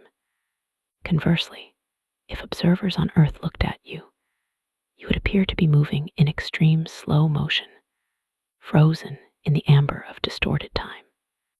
We actually see a tiny version of this effect here on Earth. Clocks on GPS satellites in orbit tick slightly faster than clocks on the ground because they are farther from Earth's gravity. Engineers have to program computers to correct for this difference, or our navigation systems would fail within a day. It is a profound realization that time is not a steady, universal river, but a flexible stream that bends around the heavy stones of the universe. Before they settle down into quiet giants like Sagittarius A, supermassive black holes can go through a phase where they are the brightest objects in the universe. These are called quasars. When a black hole is actively feeding, pulling in massive amounts of gas, dust, and stars, that material doesn't fall in straight away. Instead, it swirls around the hole in a vast, flattened disk, like water circling a drain. As this material spirals inward, friction and gravity heat it to millions of degrees, causing it to glow with an intensity that outshines the entire galaxy that surrounds it. Some quasars are trillions of times brighter than our sun. because light takes time to travel to us. When we look at quasars, we are looking deep into the past, seeing the universe as it was billions of years ago when galaxies were young and violent. These beacons allow astronomers to study the conditions of the early cosmos, lighting up the dark ages of space like massive lighthouses. They show us that black holes are not just destroyers, but engines of immense energy that helped shape the structure of galaxies as we know them today. A lighthouse beaming from the dawn of time. For decades, everything we knew about black holes came from math, indirect evidence, and artistic illustrations. That changed in April 2019 when humanity saw the unseeable. A global collaboration known as the Event Horizon Telescope released the first ever direct image of a black hole. The target was the supermassive monster at the center of the galaxy Messier 87, located 55 million light-years away. This black hole is a true titan, weighing as much as 6.5 billion suns. Because it is so far away, taking a picture of it was like trying to photograph an orange on the surface of the moon from Earth. To achieve this, scientists didn't use just one telescope. They linked 8 radio observatories across the globe, from Antarctica to Spain, from Hawaii to Chile, using atomic clocks to synchronize them perfectly. This effectively turned the entire Earth into a single, planet-sized eye. The resulting image showed a fuzzy, glowing orange ring of superheated gas surrounding a circular patch of absolute darkness. That dark center was the shadow of the black hole itself. It was a moment where abstract theory suddenly became concrete reality. We weren't just looking at math anymore. We were looking at a photograph of the abyss, a portrait of the most mysterious object in existence. Living inside a galaxy presents a unique challenge. It is very difficult to see the shape of your own house when you're standing in the living room. For most of human history, the Milky Way was simply a spilled river of light across the night sky, a band of milk that the Greeks called galaxies. It wasn't until modern astronomy allowed us to map the distances of stars that we realized we live in a vast, rotating city of light.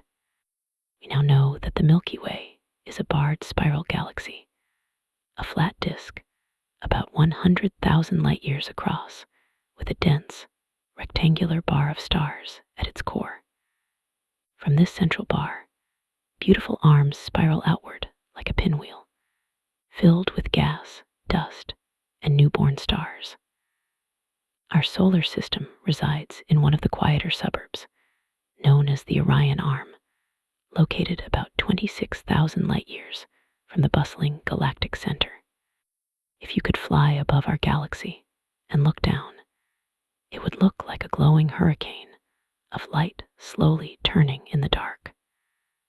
Because we are embedded inside the disk, we can never take that photo.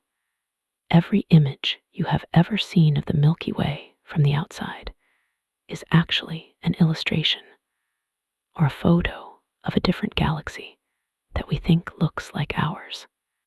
We are forever exploring our home from the inside out, mapping the spiral arms by listening to the radio waves that hydrogen atoms emit from the far side of the galaxy.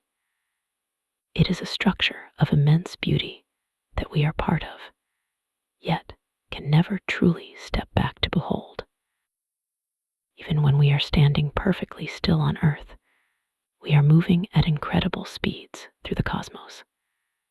The Earth orbits the Sun, but the Sun also has its own path, dragging the entire solar system along with it as it circles the center of the Milky Way. We are cruising through interstellar space at roughly 828,000 kilometers per hour.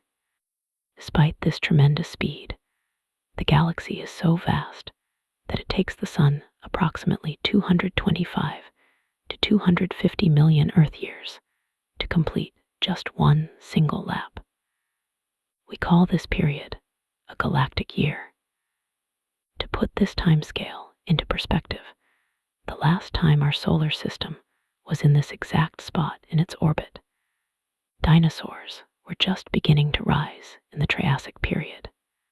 The continents on Earth were mashed together into the supercontinent Pangaea, and flowers had not yet evolved. The time before that, when we were last in this position, the Earth was in the Paleozoic era, and the first primitive plants were just starting to colonize the land. By the time we complete our next lap around the galactic center, humans will be long gone or completely unrecognizable, and the face of the Earth will have changed entirely. We are passengers on a carousel that spins so slowly that civilizations rise and fall in the blink of a single rotation. A journey measured not in hours, but in eras. When we look out beyond our own neighborhood, we find that galaxies come in a variety of shapes and sizes, each telling a story about its age and history.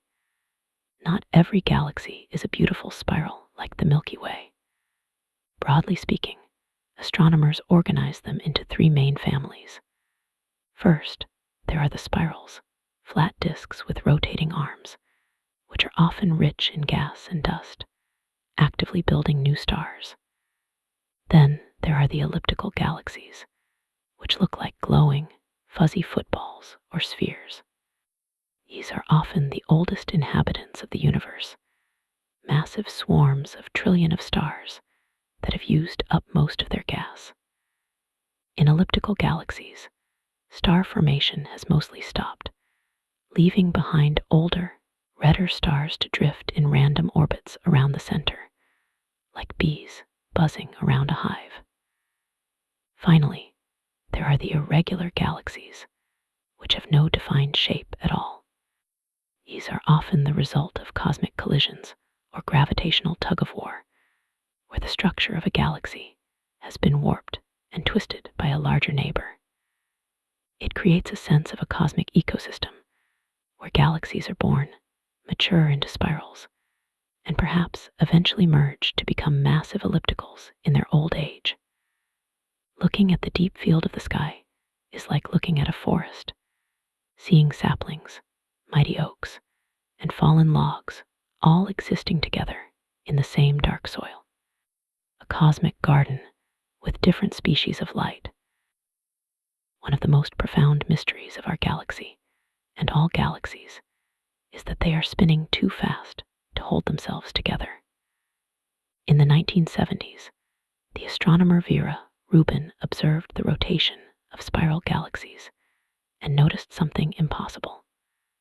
According to the laws of gravity, stars at the edges of a galaxy should move slower than stars near the massive center, just as Pluto moves slower than Mercury.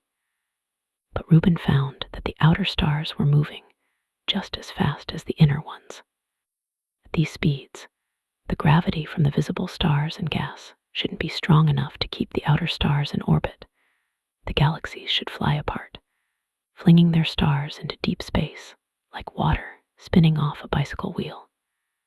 Since the galaxies are clearly staying together, there must be huge amounts of invisible matter providing the extra gravity needed to hold them. We call this dark matter. We cannot see it, touch it, or interact with it, except through its gravitational pull. It turns out that visible matter, stars, planets, gas, and us, makes up only about 15% of the mass in a galaxy. The other 85% is this mysterious dark matter.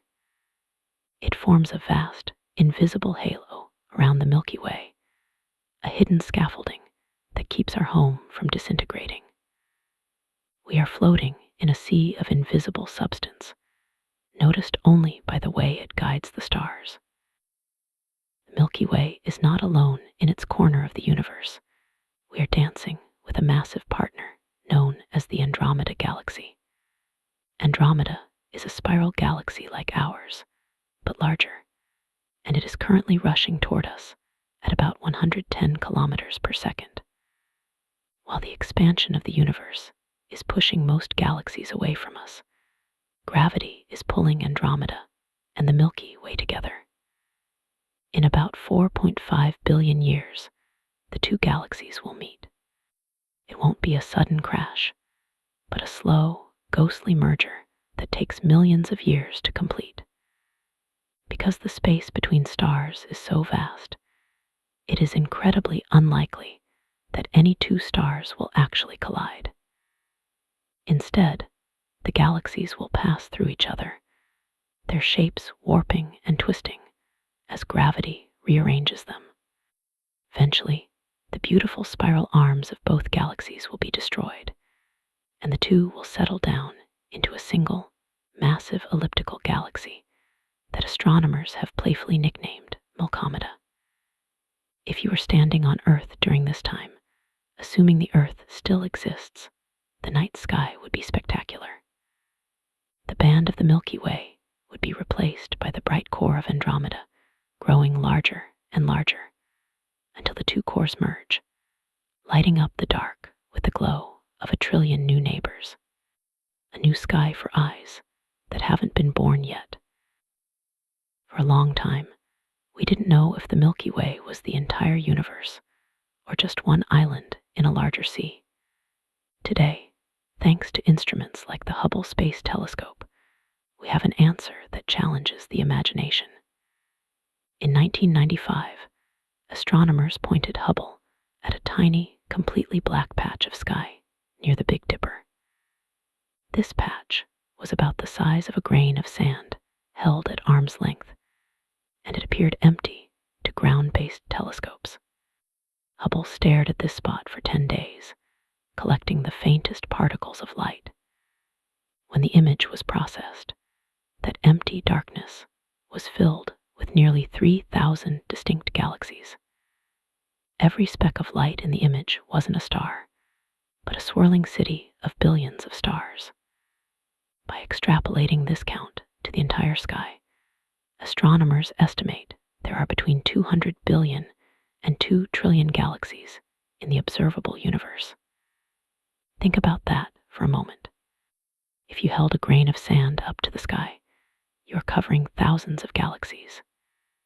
Each of those galaxies contains billions of suns and likely billions of planets. The scale is so immense that it breaks our ability to comprehend it. We are one planet, around one star, in one galaxy, among trillions of galaxies, drifting in a space that has no edge. It is a realization that makes us feel incredibly small, but also remarkably connected to the infinite depth of reality, the feeling of infinity in a tiny patch of dark. The pillars of creation are perhaps the most famous structures in our night sky, standing like ancient stone towers against the dark, yet they are made of nothing more than smoke and shadow. Located within the Eagle Nebula, about 7,000 light-years away from us, these columns are composed of cool interstellar hydrogen gas and dust. While they appear solid and permanent in photographs, they are actually shifting, ghostly clouds that are slowly eroding away. The scale of these pillars is difficult to comprehend. The tallest one on the left of the famous Hubble image measures about 4 light-years from base to tip. To put that in perspective, the entire span of our solar system, out to the most distant icy comets, would fit comfortably inside one of those small, finger-like protrusions sticking off the side of the main column. Buried deep inside these dense towers, gravity is pulling clumps of gas together to form new stars. We cannot see them yet, but their heat is slowly boiling away the pillar that protects them. There's a melancholy theory among astronomers suggesting that a nearby supernova explosion might have already toppled these pillars thousands of years ago. Because light takes time to travel across the galaxy, The image of their destruction is currently on its way to Earth, traveling through the emptiness of space. We are admiring a structure that may effectively be a ghost, still standing in our sky, but long gone in reality. If you step outside on a clear winter night and look toward the constellation of Orion, you can see a stellar nursery with your own eyes. Just below the three bright stars that form the hunter's belt, there hangs a fainter sword, and the middle point of that sword isn't a star at all. It is the Orion Nebula.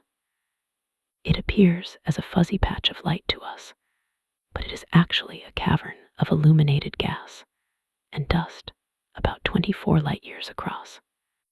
This is the closest massive star-forming region to Earth, sitting roughly 1,300 light years away. It acts as a chaotic, beautiful laboratory for astronomers to study how stars are born. At the heart of the nebula sits the trapezium cluster, a group of 4 massive, extremely young stars that formed directly from the cloud. These stars are so hot and bright that their ultraviolet radiation is blasting a giant cavity into the nebula, pushing the gas walls outward like a blown bubble. Scattered throughout this glowing cave are hundreds of droplets, or protoplanetary disks. These are baby solar systems in the very first stages of formation, spinning disks of dust that will eventually clump together to form planets, moons, and asteroids. When we look at the Orion Nebula, we are looking at a reflection of our own history. We are seeing exactly what our own corner of the universe looked like 4.5 billion years ago, before the Earth was solid ground. In the catalog of astronomy, few things are as misleadingly named as planetary nebulae, because they have absolutely nothing to do with planets. When early astronomers like William Herschel observed these objects through the telescopes of the 1780s, they saw small, round, greenish-blue disks that looked remarkably like the planet Uranus. They applied the label planetary, and the name stuck, leading to centuries of mild confusion. In reality, a planetary nebula is the spectacular death shroud of a sun-like star. When a star of average mass reaches the end of its life, it doesn't explode violently like a supernova. Instead, it gently shrugs off its outer layers of gas, puffing them out into space like a smoke ring. The hot core of the star remains behind as a white dwarf, illuminating the expanding shell of gas from the inside out. This radiation causes the gas to glow in vivid colors: oxygen glowing blue-green, hydrogen glowing red, and nitrogen glowing orange. These structures are relatively short-lived in cosmic terms, lasting only about 10 or 20,000 years before the gas dissipates into the interstellar medium, leaving the white dwarf alone in the dark. It is a fleeting, colorful blossom that marks the quiet end of a solar system, a brief moment of beauty before the final silence sets in. In the year 1054 AD, Chinese astronomers looked up and saw a guest star that had suddenly appeared in the constellation of Taurus. It was so incredibly bright that it could be seen during the broad daylight for weeks, and it remained visible in the night sky for nearly 2 years before fading away. Today, when we point our telescopes at that exact spot in the sky, we see the Crab Nebula. It is the tangled, expanding wreckage of a massive star that ended its life in a violent supernova explosion. The nebula looks like a chaotic web of filaments, glowing in different colors that correspond to the elements created in the blast: sulfur, oxygen, and iron, that were forged in the star's dying moments. At the very center of this expanding cloud spins the corpse of the original star, now crushed into a neutron star no wider than a city. This object, the Crab pulsar, spins 30 times every second, sweeping a beam of radiation across the Earth like a lighthouse, and powering the glow of the surrounding gas. The gas cloud is still expanding outward at nearly 1,000 miles per second. By measuring this speed and winding the clock backward, modern astronomers were able to confirm that the explosion really did originate 9 centuries ago, perfectly matching the ancient records. It is a rare and beautiful link between the history written in human books and the history written in the stars. It seems like a contradiction, but the hottest stars in the universe must be born in the absolute coldest places available. These regions are called molecular clouds, vast accumulations of gas and dust where the temperature hovers just 10 to 20 degrees above absolute zero. In the open vacuum of space, gas atoms are usually moving too fast and are too spread out for gravity to pull them together. Heat is essentially movement. Hot gas wants to expand and push outward. For gravity to win the battle and collapse a cloud into a star, the gas must be incredibly cold and sluggish. These molecular clouds are often dark and opaque, blocking the light of the stars behind them like heavy storm clouds blocking the sun. The famous Horsehead Nebula is one such place, a dark silhouette of cold dust standing against a bright background. Inside these freezing, silent clouds, the gas becomes dense enough for atoms to pair up into molecules, forming hydrogen and carbon monoxide. Deep within the darkness, clumps of gas become heavy enough to collapse under their own weight, spinning faster and faster until they ignite. It is a poetic necessity of physics that the fiery engines of the universe require a freezing cradle to begin their existence. The fire cannot start without the ice. Nebulae act as the great recycling centers of the cosmos, blurring the line between a graveyard and a nursery. The very early universe contained almost nothing but hydrogen and helium. There was no carbon, no oxygen, no iron to build rocky planets or living things. Those heavier elements had to be forged inside the crushing cores of the first stars. When those stars died and exploded, they blasted those new elements back out into space, enriching the surrounding gas clouds. This means that a nebula is not just a cloud of pristine gas. It is polluted with the ashes of dead stars. When a new nebula collapses to form the next generation of suns, that chemically enriched dust gets caught in the mix. It forms the solid cores of planets, the silicon in rocks, the iron in blood, and the calcium in bones. Our own sun is a third-generation star, born in a nebula that was seeded with the debris of its ancestors. If you could look at a map of a nebula showing where the heavy elements are, you would be seeing the raw potential for future worlds floating in the void. Every atom in your body was once floating in a cloud like the Orion or the Eagle, waiting for gravity to bring it home. We are merely a temporary assembly of dust that has spent billions of years cycling through the great clouds of the galaxy. One of the most volatile and dramatic landscapes in our galaxy is the Carina Nebula, a sprawling region of bright and dark nebulosity that dwarfs the more famous Orion Nebula.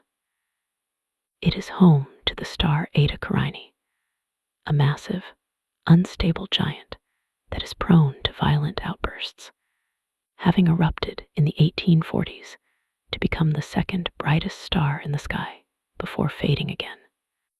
Surrounding this temperamental star are cliffs of gas and dust that look like mountain ranges on a fantasy world. One specific formation, known as the Mystic Mountain, consists of a pillar of gas 3 light-years tall, being eaten away from the outside by the searing radiation of nearby stars. But the destruction is not one-sided. From within the mountain, hidden infant stars are firing jets of streaming gas outward, piercing the sides of the pillar like arrows. These jets travel at supersonic speeds, creating shockwaves that glow as they slam into the surrounding material.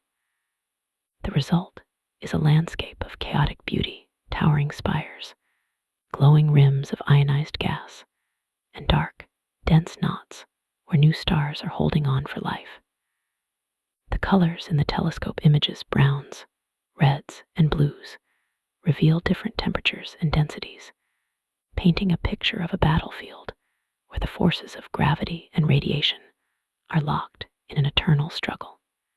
It is a reminder that the serenity of the night sky often disguises a violence that creates beauty on a scale we can barely imagine. When we talk about the size of the universe, we have to start with the absolute speed limit of reality, the speed of light. In our daily lives on Earth, light seems instantaneous. You flip a switch, and the room illuminates immediately. But on a cosmic scale, light is actually quite slow, crawling across the vast distances of space like a weary traveler. Light moves at a constant speed, covering about 300,000 kilometers every single second. This finite speed creates a fundamental disconnection between us and the rest of the universe. It means that we never see the universe as it is right now. We only see it as it was. When you look at the moon, you are seeing it as it existed 1.3 seconds ago. When you look at the sun, you are seeing light that left its surface 8 minutes ago. If the sun were to suddenly vanish, we would continue to see it shining comfortably in the sky, and we would feel its gravity holding us in orbit for 8 whole minutes before the darkness and the chaos arrived. As we look further out, this delay becomes a chasm of time. The light from the nearest stars has been traveling for years to reach your eyes. The light from the Andromeda galaxy left its source before humans even evolved on Earth. This speed limit turns the night sky into a vast, living museum of history.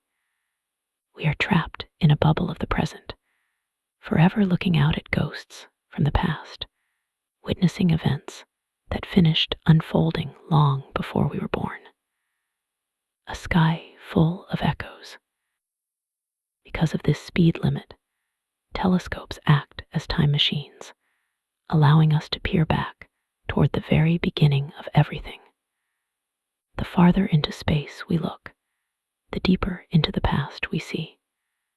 When astronomers point powerful instruments, like the James Webb Space Telescope, at a patch of dark sky, they aren't just looking for distant objects.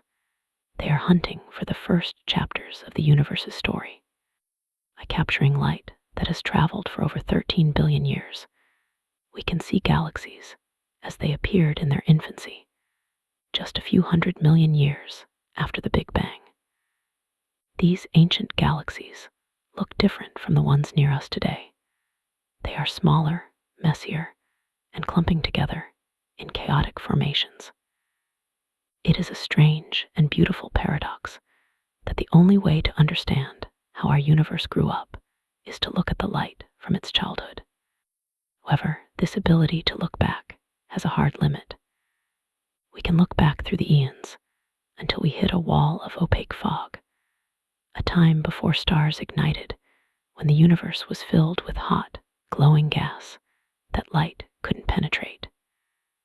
We can see almost to the beginning, but the very first moment remains hidden behind a veil of time and physics. We are like readers who can see every page of a book except the first sentence. We study the oldest light to understand where we came from, piecing together a biography of the cosmos written in ancient photons. A history book written in light. The scale of what we can see is defined as the observable universe, a sphere of reality that is unimaginably vast yet finite. There is often a misunderstanding that because the universe is about 13.8 billion years old, the edge of the observable universe must be 13.8 billion light years away. But the universe is not static. It has been expanding, stretching, and growing every second since its birth. The light from distant galaxies has spent billions of years traveling toward us. But while that light was on its journey, the space through which it traveled was expanding, pushing the source of that light even further away. It is somewhat like an ant walking across a rubber band. While you slowly stretch it, the ant walks forward, but the path behind it lengthens. Because of this expansion, the edge of the observable universe is actually about 46 billion light years away in every direction, making the entire sphere roughly 93 billion light years across. This is the bubble of reality that we can technically interact with or see. Beyond this edge, there's likely just more universe, more galaxies, more stars, and more wonders. But their light has not had enough time since the beginning of time to reach us. They are forever severed from our view, existing in a realm of absolute mystery beyond our horizon. We are adrift in the center of a vast sphere of light, knowing that an endless ocean lies beyond the reach of our vision, a horizon we can never cross. To understand how the universe got this big, we have to look at a theory called cosmic inflation. This idea suggests that in the tiniest fraction of a second after the Big Bang, long before the first second had even ticked by, the universe underwent a violent, exponential expansion. In less time than it takes to blink, space itself expanded faster than the speed of light, stretching from a size smaller than a subatomic proton to something the size of a grapefruit, or perhaps even larger. This sudden, explosive growth smoothed out the fabric of the cosmos, taking any wrinkles or irregularities in the early energy and stretching them flat. This explains why the universe looks so similar in every direction we look. The temperature and distribution of matter are remarkably uniform because it all originated from the same tiny, connected point before being ripped apart. Without this rapid inflation, the universe might have collapsed back in on itself or evolved into a chaotic mess where stars and galaxies could never form.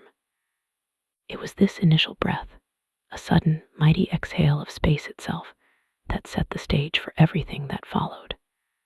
The quiet, slow expansion we see today is just the gentle coasting after that initial, unimaginable burst of energy. It was the moment the canvas was stretched tight so that the painting of the stars could begin. A breath held, then released. One of the most humbling demonstrations of the universe's scale came from a risky experiment known as the Hubble Deep Field. In 1995, astronomers decided to point the Hubble Space Telescope at a tiny, seemingly empty patch of sky near the handle of the Big Dipper. This patch was incredibly small, about the size of a grain of sand, held at arm's length against the night sky. To the naked eye, and even ground-based telescopes, it appeared to be completely black and devoid of stars. For 10 consecutive days, Hubble stared at this nothingness, gathering the faintest trickles of light drifting through the void. Many feared it would be a waste of precious telescope time, returning a blank image. But when the data was processed, the image revealed something breathtaking. That tiny speck of empty sky was packed with over 3,000 galaxies. Every smudge and spiral in the image was not a star, but an entire island universe containing billions of stars of its own.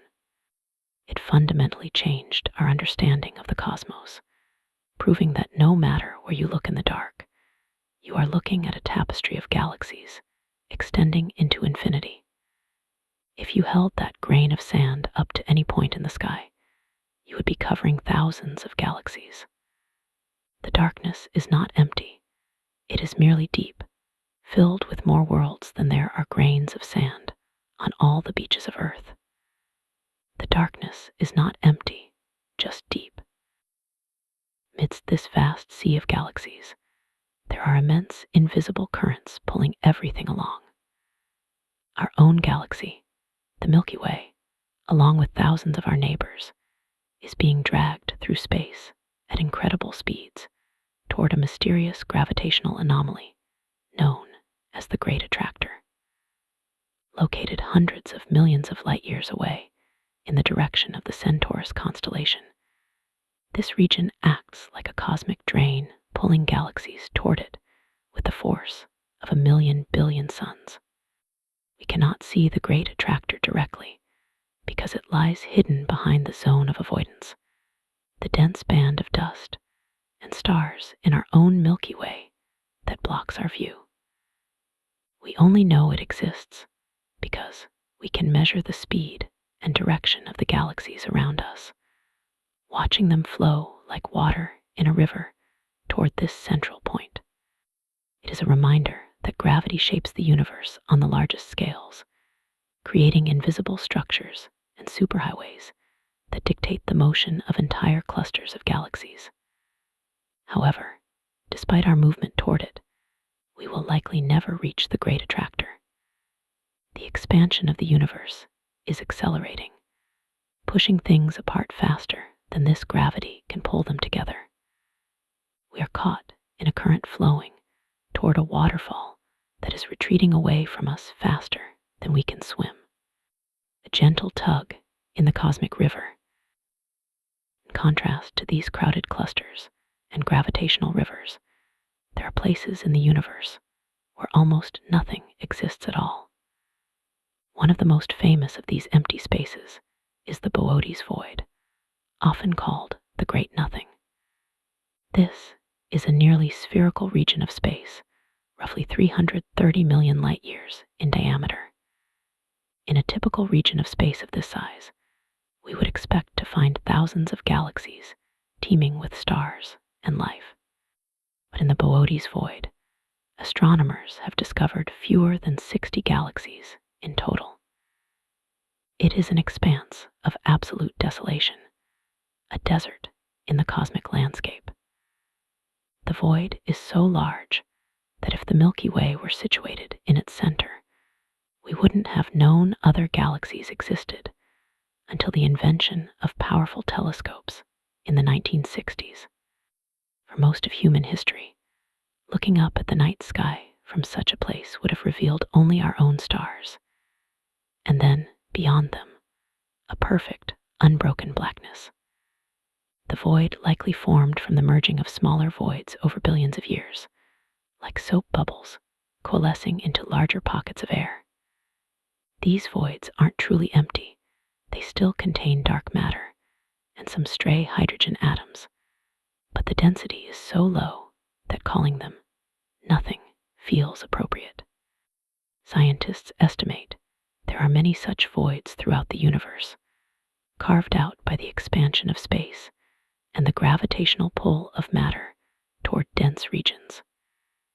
It is a quiet reminder that the universe is not evenly spread like butter, but clotted and webbed, leaving vast caverns of silence between the walls of light. A lonely silence in a crowded room. On October 4, 1957, the world changed forever, not with a roar, but with a simple, rhythmic beep broadcasting from the darkness above. This was the voice of Sputnik 1, the first artificial satellite humanity ever placed into orbit. By modern standards, the satellite was incredibly small, a polished aluminum sphere only about the size of a beach ball, weighing just under 84 kilograms. It carried no cameras or complex sensors. Its primary mission was simply to exist and to prove that existence to the listeners below. Inside its pressurized silver shell were 2 radio transmitters, a cooling fan, and 3 silver zinc batteries designed to last just a few weeks. 4 long antennas trailed behind it like the whiskers of a cosmic catfish, whipping through the tenuous upper atmosphere. As it circled the planet every 96 minutes, amateur radio operators in their basements and military experts in bunkers tuned in to hear that steady beep, beep, beep drifting down from the sky. That sound signaled that the barrier between Earth and the cosmos had finally been breached.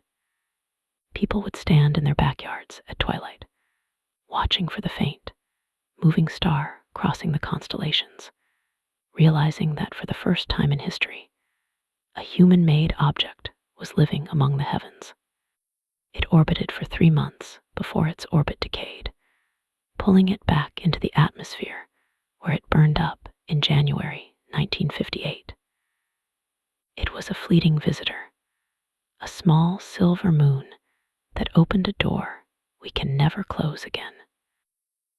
Before a human being ever looked down at Earth from space, a quiet stray dog from the streets of Moscow paved the way. Her name was Leica, a small terrier mix chosen specifically for her calm temperament and resilience. In the early days of rocketry, scientists weren't sure if a living creature could survive the intense G-forces of launch or the strange weightlessness of orbit, so they turned to animals to find the answer. Leica was selected from a group of candidates and trained in smaller and smaller cages to prepare her for the confinement of the Sputnik 2 capsule. The scientists and technicians grew quite fond of her during the training. One of the mission leads even took her home to play with his children the day before the launch, wanting to give her a moment of simple domestic happiness. On November 3, 1957, she was launched into history. While her journey was a one-way trip, the telemetry she sent back proved that a heart could keep beating and lungs could keep breathing even while floating in the void. She was the first living traveler to see the curvature of our planet, a small, warm heartbeat orbiting in the cold silence. Over the decades, other animals followed: monkeys, mice, and even tortoises that circled the moon, acting as the brave vanguard for human exploration. We remember them not just as experiments, but as essential partners in our journey to the stars. The first human eyes to witness the brilliance of our planet from orbit belonged to Yuri Gagarin, a 27-year-old pilot who launched aboard Vostok 1 on April 12, 1961. The entire flight lasted only 108 minutes, a single loop around the world that shifted the human perspective forever. As the rocket engines cut off and the roar of the ascent faded into the absolute silence of space, Gagarin found himself floating in his seat, staring out a small porthole at a sight no artist had ever truly captured. He described the horizon as a beautiful, delicate blue film that rimmed the curvature of the Earth, transitioning gently into a deep, velvety blackness. He saw the sun not as the diffuse glow we see through our atmosphere, but as a sharply defined disk of blinding intensity set against a star-studded void. Unlike the pilots who came before him, he wasn't flying the craft in a traditional sense. The entire mission was automated because doctors weren't sure if weightlessness would affect a pilot's ability to make decisions. He simply watched, amazed, as continents and oceans drifted silently beneath him. When he returned to Earth, ejecting from his capsule and parachuting into a field in rural Russia, he was met by a grandmother and her granddaughter who were planting potatoes. They were terrified of the man in the bright orange suit who had fallen from the sky, until he removed his helmet and smiled, telling them he was a friend who had just come from space.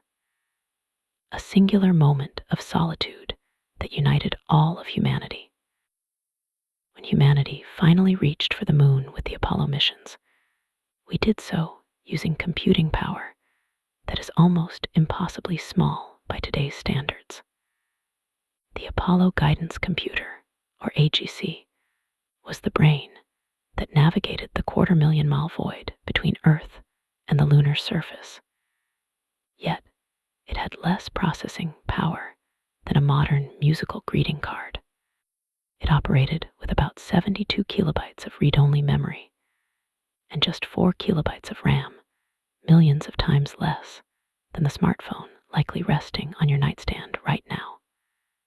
Because traditional computer memory of the 1960s was too fragile to survive the vibrations of launch and the radiation of space, engineers used something called core rope memory.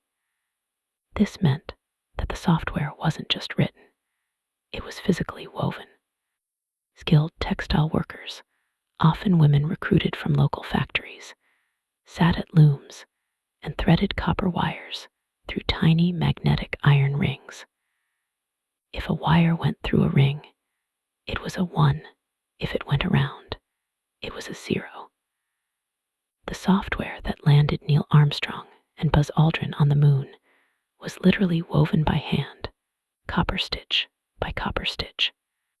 This computer was designed to be rugged and prioritized, meaning if it got overwhelmed, it would ignore low-priority tasks to keep the engine running and the life support active.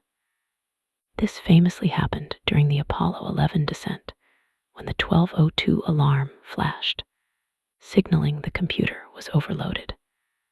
But because of its elegant, woven design, it didn't crash. It just focused on what mattered most. Ingenuity matters more than raw power. Standing on the surface of the moon is an experience of sensory isolation that is difficult to comprehend on Earth. The silence there is absolute. On Earth, even in the quietest room, there is the hum of air pressure, the settling of the building, the movement of wind outside. On the moon, there is no atmosphere to carry sound waves. Once the engines stop, an astronaut hears only the rhythmic sound of their own breathing and the static of the radio loop in their ear. If a rock falls next to them, it makes no noise when it hits the ground. Visually, the environment is just as disorienting. Because there is no air to scatter light, there is no atmospheric haze. On Earth, mountains in the distance look softer and bluer, helping our brains judge how far away they are. On the moon, a crater rim 10 miles away looks just as sharp and crisp as a rock 10 feet away, making it nearly impossible to judge distance or scale. The sky remains a deep, bottomless black, even when the sun is shining brightly overhead. Astronauts describe the landscape as magnificent desolation, a monochromatic world of gray dust that clung to their suits and smelled, curiously, like spent gunpowder when they returned to the pressurized cabin. It is a place of perfect stillness, where a footprint left in the dust will remain unchanged for millions of years, undisturbed by wind or rain. Standing on a desolate island in a sea of stars. For over 2 decades, humanity has achieved a quiet milestone that often goes unnoticed. We are no longer a strictly earthbound species. Since November of 2000, there has not been a single moment where every human being was on the surface of the Earth. At least a small handful of people have always been floating above us on the International Space Station. This football field-sized laboratory orbits the planet at 17,500 miles per hour, circling the globe every 90 minutes. This means the astronauts on board witness 16 sunrises and 16 sunsets every single day. The station itself is a marvel of cooperation, built piece by piece in orbit by nations that were once bitter enemies, now sharing coffee and conducting science in the cramped, cable-lined modules. Living there requires a complete adjustment of human habits.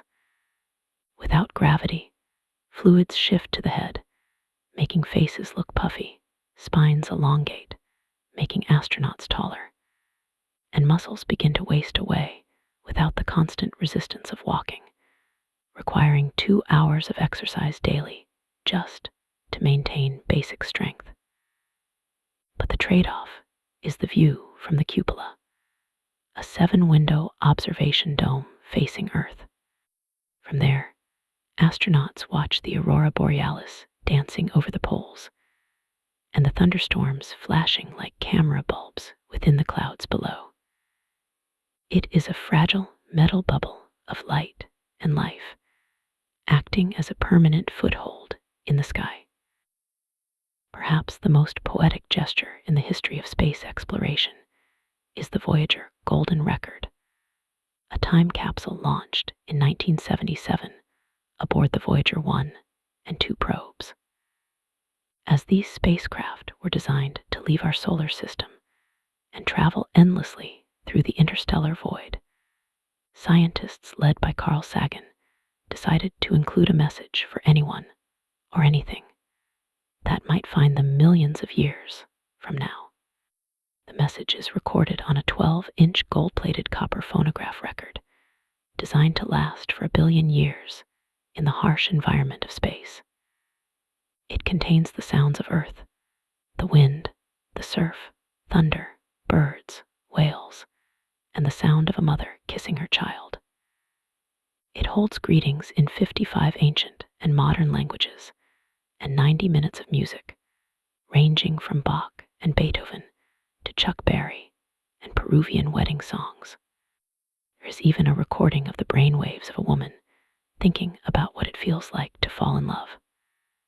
The cover includes diagrammatic instructions on how to play the record and a map using pulsars to locate our sun.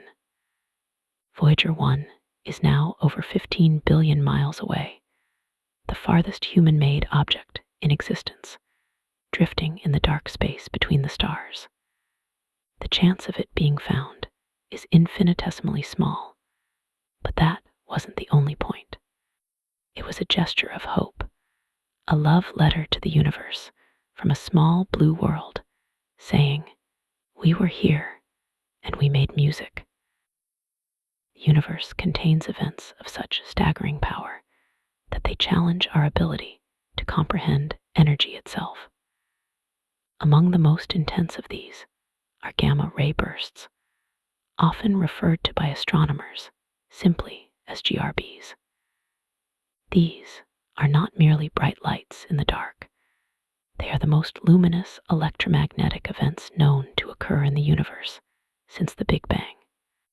In a matter of seconds, a single gamma ray burst can release more energy than our sun will emit over its entire 10 billion year lifetime. They usually happen when a truly massive star, one far larger than our own, collapses at the end of its life to form a black hole or a neutron star. The energy doesn't explode outward in a sphere like a typical bomb, but is focused into narrow, laser-like jets that pierce through the cosmos across billions of light years. Because these jets are so focused, they can be seen from the very edge of the observable universe, appearing as a sudden, brilliant flash that fades over seconds or minutes. If our eyes were tuned to see gamma rays instead of visible light, these bursts would momentarily outshine everything else in the sky, brighter than 1 million galaxies combined. Fortunately for life on Earth, every burst we have ever detected has occurred outside our own galaxy, at safe, unimaginable distances.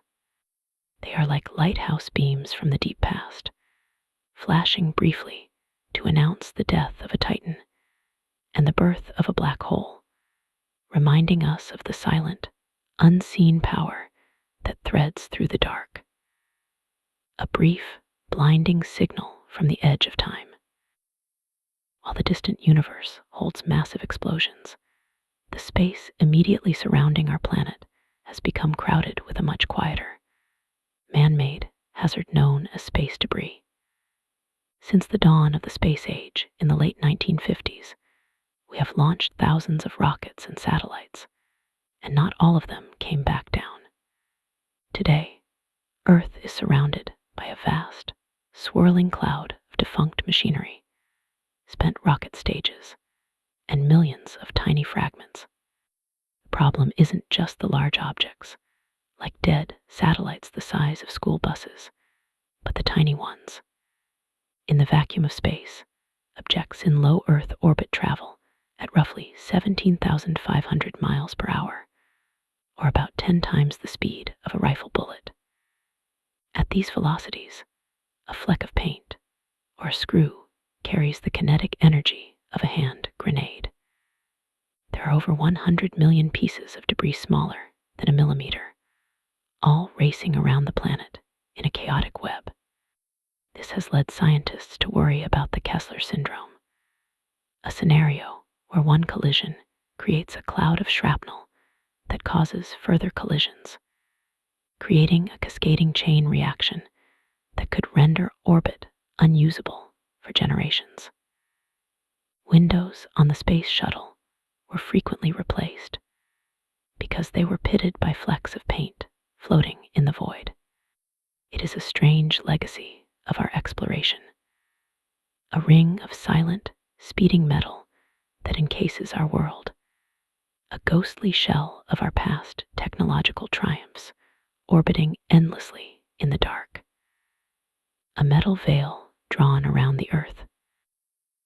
In the vacuum of space, metals behave in ways that seem like magic to those of us accustomed to the rules of Earth.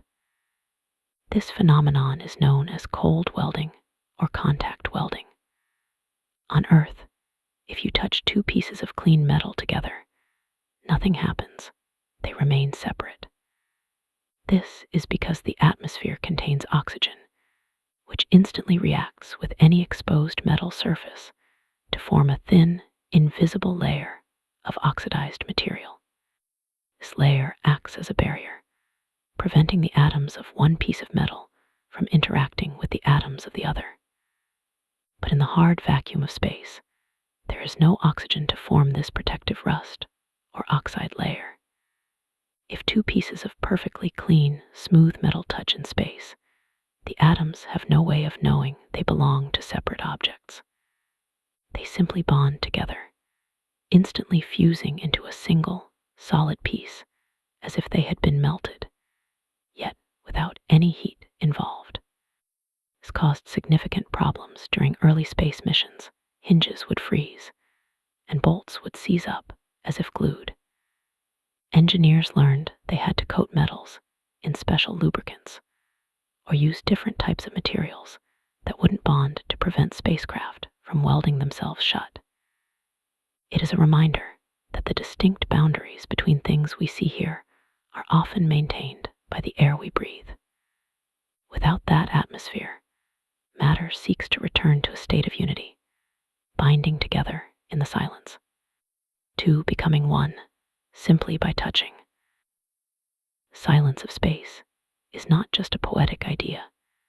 It is a profound physical reality that stands in stark contrast to the violence of cosmic events. Sound is a mechanical wave. It is a vibration that travels by pushing molecules into their neighbors, passing energy along like a bucket brigade. On Earth, sound travels through air, water, and even solid ground. But space is a near-perfect vacuum, meaning there are vast gaps between atoms with almost no matter to carry these vibrations. This creates a disconnect between what we see and what we hear that is alien to the human experience. If you are floating near a massive supernova explosion, or watching two asteroids collide with the force of a nuclear bomb, you would see the blinding light and the flying debris, but you would hear absolutely nothing. There would be no roar, no crash, no hum. The event would unfold in total, unnerving silence. Inside a spacecraft or a spacesuit, there is air, so astronauts can talk to each other and hear the hum of fans and pumps.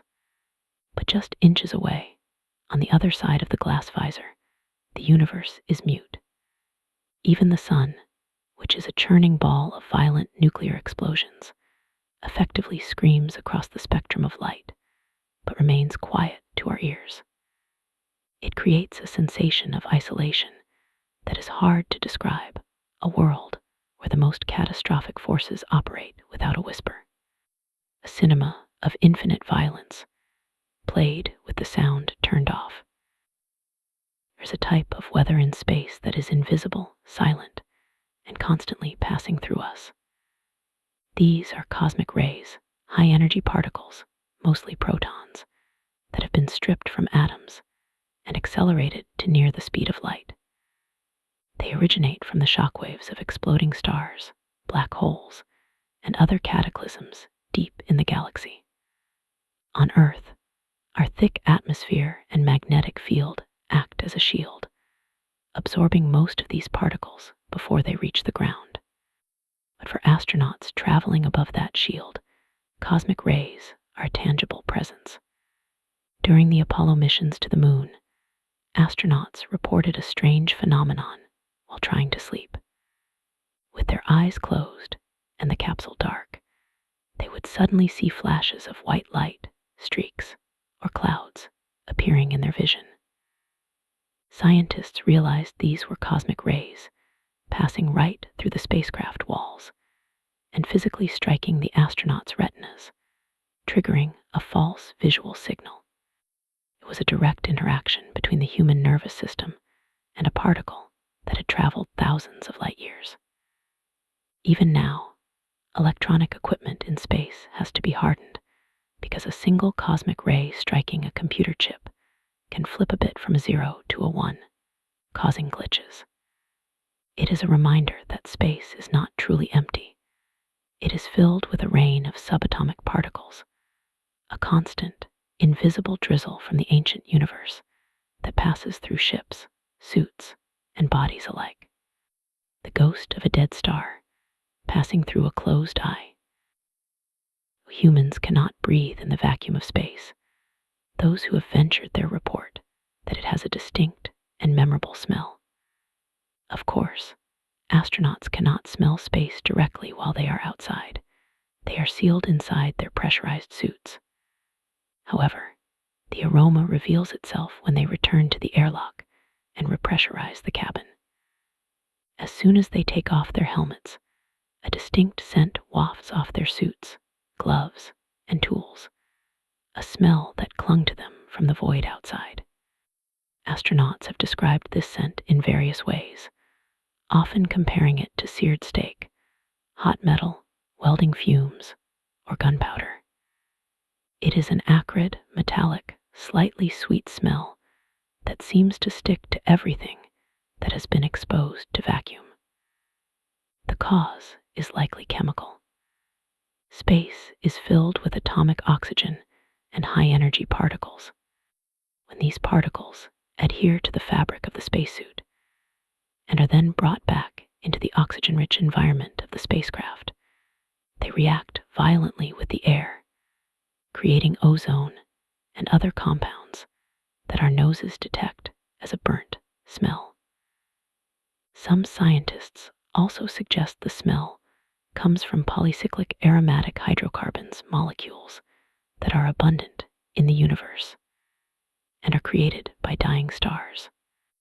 So when an astronaut inhales that strange, metallic scent after a spacewalk, they might literally be smelling the dusty leftovers of stellar combustion.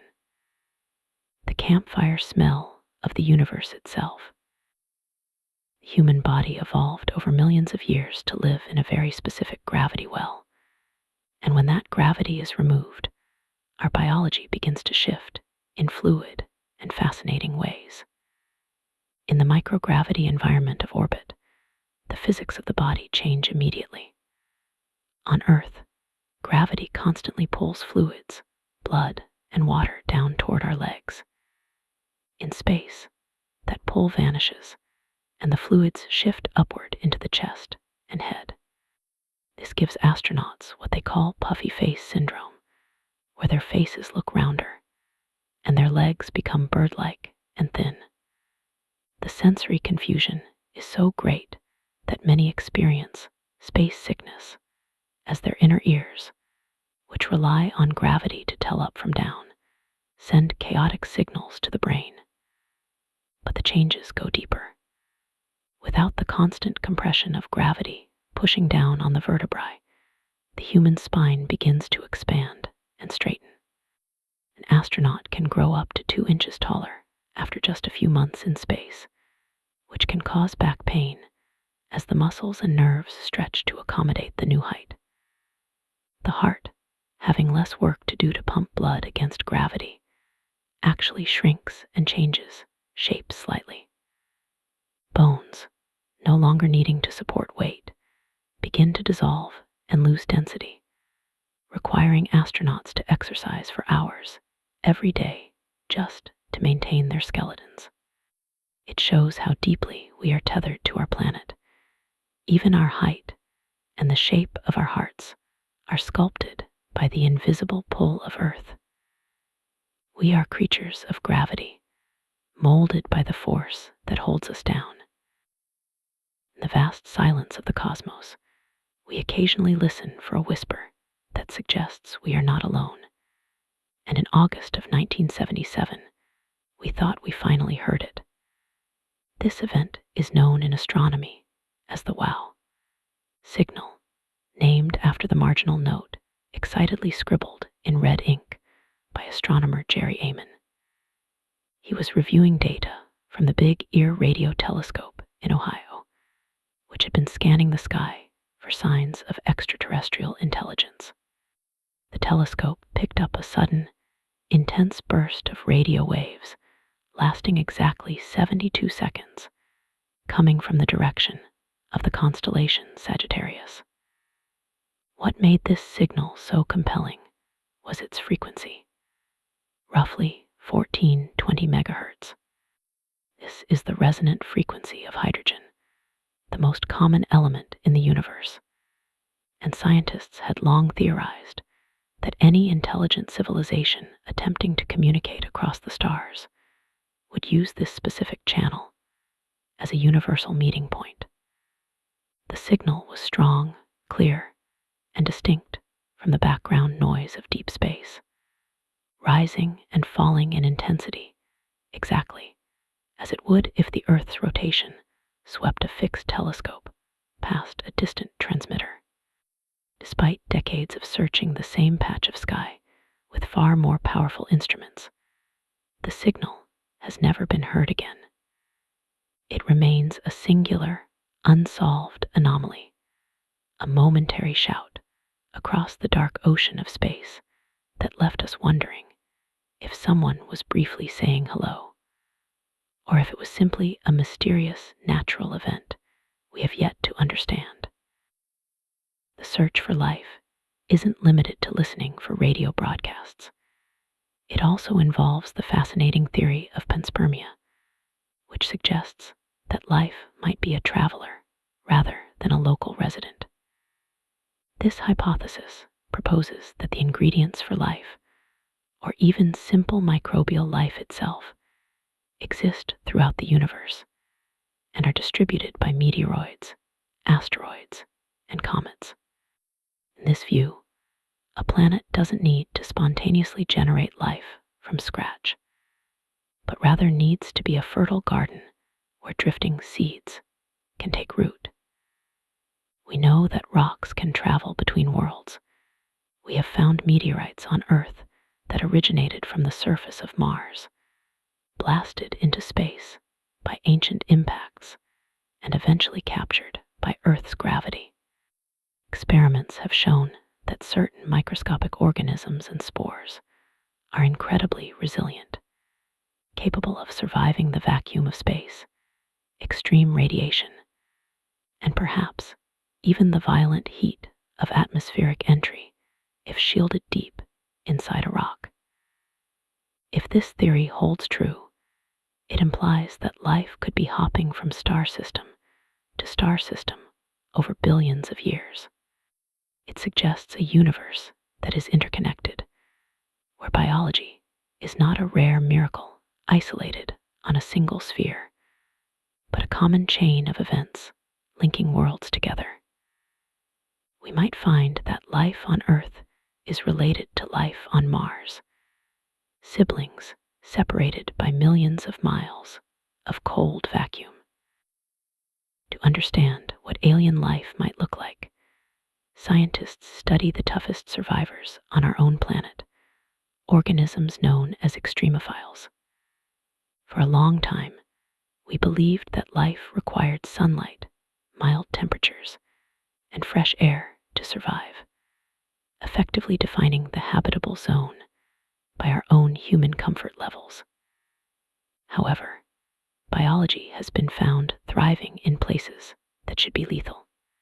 We have discovered life huddling around hydrothermal vents at the bottom of the ocean, living in complete darkness under crushing pressure and boiling temperatures, fueled by chemical energy rather than the sun. We have found bacteria living in lakes of acid, inside nuclear reactors, and frozen within ancient Antarctic ice. These discoveries have fundamentally shifted where we look for neighbors in the solar system. If life can survive in the pitch-black, high-pressure depths of Earth's oceans, it could potentially survive in the subsurface ocean of Jupiter's moon Europa, or beneath the ice of Saturn's Enceladus. It opens the possibility that the universe is teeming with life, but hidden away beneath crusts of ice and rock, safe from radiation and cold. These extremophiles teach us that life is incredibly stubborn and adaptable, willing to cling to existence in the most hostile environments imaginable, suggesting that a Goldilocks planet doesn't have to be perfect to host something alive. As we stare at distant exoplanets, astronomers distinguish between two types of evidence: biosignatures and technosignatures. A biosignature is a chemical clue, a footprint left by simple biology. For example, if we analyzed a distant planet's atmosphere and found large amounts of oxygen and methane existing together, it would be a strong hint of biological activity because those gases react and disappear quickly unless living things are constantly replenishing them. This is how the James Webb Space Telescope studies the skies, sniffing the air of alien worlds for the metabolic exhaust of microbes or plants. On the other hand, a technosignature is evidence of advanced engineering or industrial activity. This could be anything from analyzing the light of a star and finding pollutants like chlorofluorocarbons in a planet's atmosphere chemicals that don't form naturally and require a factory to produce, to detecting structured laser pulses or radio waves. While finding a biosignature would tell us the universe is alive, finding a technosignature would tell us we have peers. It is a distinction between finding moss on a rock and finding a flashlight in the woods. Both are profound, but they tell very different stories about our place in the cosmos. Currently, our search covers both fronts, scanning for the quiet breath of bacteria and the loud signals of civilization. Despite the high probability of life existing elsewhere, we are confronted by the Great Silence, a problem famously formalized as the Fermi paradox. The physicist Enrico Fermi, during a casual lunch conversation in 1950, supposedly asked his colleagues, "Where is everybody?" His point was grounded in simple math and timescales. Our galaxy is billions of years old, and there are billions of sun-like stars with Earth-like planets. Even if life is rare, the sheer amount of time available means that civilizations should have arisen and had plenty of time to spread across the galaxy. Even at slow, sublight speeds, a civilization could colonize the entire Milky Way in a few million years, a blink of an eye in cosmic history. Yet, we see no von Neumann probes, no alien megastructures, and hear no radio traffic. The paradox suggests something unsettling. Either we are truly the first and only intelligence to arise, or there is a great filter, some inevitable barrier or catastrophe that prevents civilizations from surviving long enough to travel the stars. It turns the silence of the night sky into a mystery. Are we early to the party, or have the other guests already left? It reminds us that intelligence might be fleeting, or that the distances are simply too vast for anyone to bridge. One of the most ambitious concepts in the search for advanced life is the idea of the Dyson sphere. Proposed by physicist Freeman Dyson in 1960, this theory suggests that a sufficiently advanced civilization would eventually consume more energy than their home planet could provide. To solve this, they might construct a massive system of solar power collectors around their parent star, eventually enclosing it completely to capture 100% of its energy output. Searching for such a structure involves looking for stars that appear odd to our telescopes. A star surrounded by a Dyson sphere wouldn't shine with normal visible light. Instead, the sphere would absorb the light to generate power and radiate the excess heat away as infrared radiation. Astronomers scan the sky for infrared excess, stars that are dim in visible light, but glowing brightly in heat signatures. We have found a few puzzling candidates, like the famous Tabby star, which dimmed erratically in ways that were hard to explain with natural models, though dust clouds are the likely culprit. The concept forces us to think on a scale of engineering that is almost godlike, imagining cultures that treat stars not as distant lights, but as batteries to be enclosed and utilized. It is a search for civilizations that have graduated from changing their landscapes to rearranging their solar systems. To organize our uncertainty about alien life, astronomers use a formula known as the Drake equation. Written by Frank Drake in 1961, it isn't meant to give a precise answer, but to lay out the variables we need to solve. It looks at the rate of star formation in our galaxy, the fraction of those stars that have planets, and the number of planets that could support life. And it moves to the unknowns, the fraction of those planets where life actually begins, the fraction where that life becomes intelligent, and the fraction of civilizations that develop technology we can detect. The final variable is the most haunting: the length of time such civilizations release detectable signals into space. We have learned a lot since 1961. We now know that planets are incredibly common. Almost every star has them. We know that the ingredients for life are everywhere, but the later terms in the equation remain blank. If civilizations typically destroy themselves or go quiet after only a few centuries, the galaxy could be full of ruins rather than neighbors. The equation serves as a map of our ignorance, a list of questions that we are slowly, methodically answering one by one, moving from the physics of stars to the sociology of survival. Universe has a story that began long before us, and it will continue long after we are gone. One of the most incredible discoveries we've ever made is that we can actually see the echo of its birth. This faint glow, filling all of space, is called the cosmic microwave background radiation. It's the oldest light in the universe, a relic from about 380,000 years after the Big Bang. Before that moment, the universe was an incredibly hot, dense soup of particles and energy, so dense that light couldn't travel freely. It was like a thick fog. But as the universe expanded and cooled, it reached a point where atoms could form, and suddenly, space became transparent. The light that was present at that exact moment was finally set free, and it has been traveling across the cosmos ever since. For 13 billion years, the expansion of space has stretched this light's wavelength, cooling it from a brilliant glow into faint microwaves, just a few degrees above absolute zero. In 1965, two radio astronomers detected it by accident, first thinking the persistent hiss in their antenna was caused by pigeons.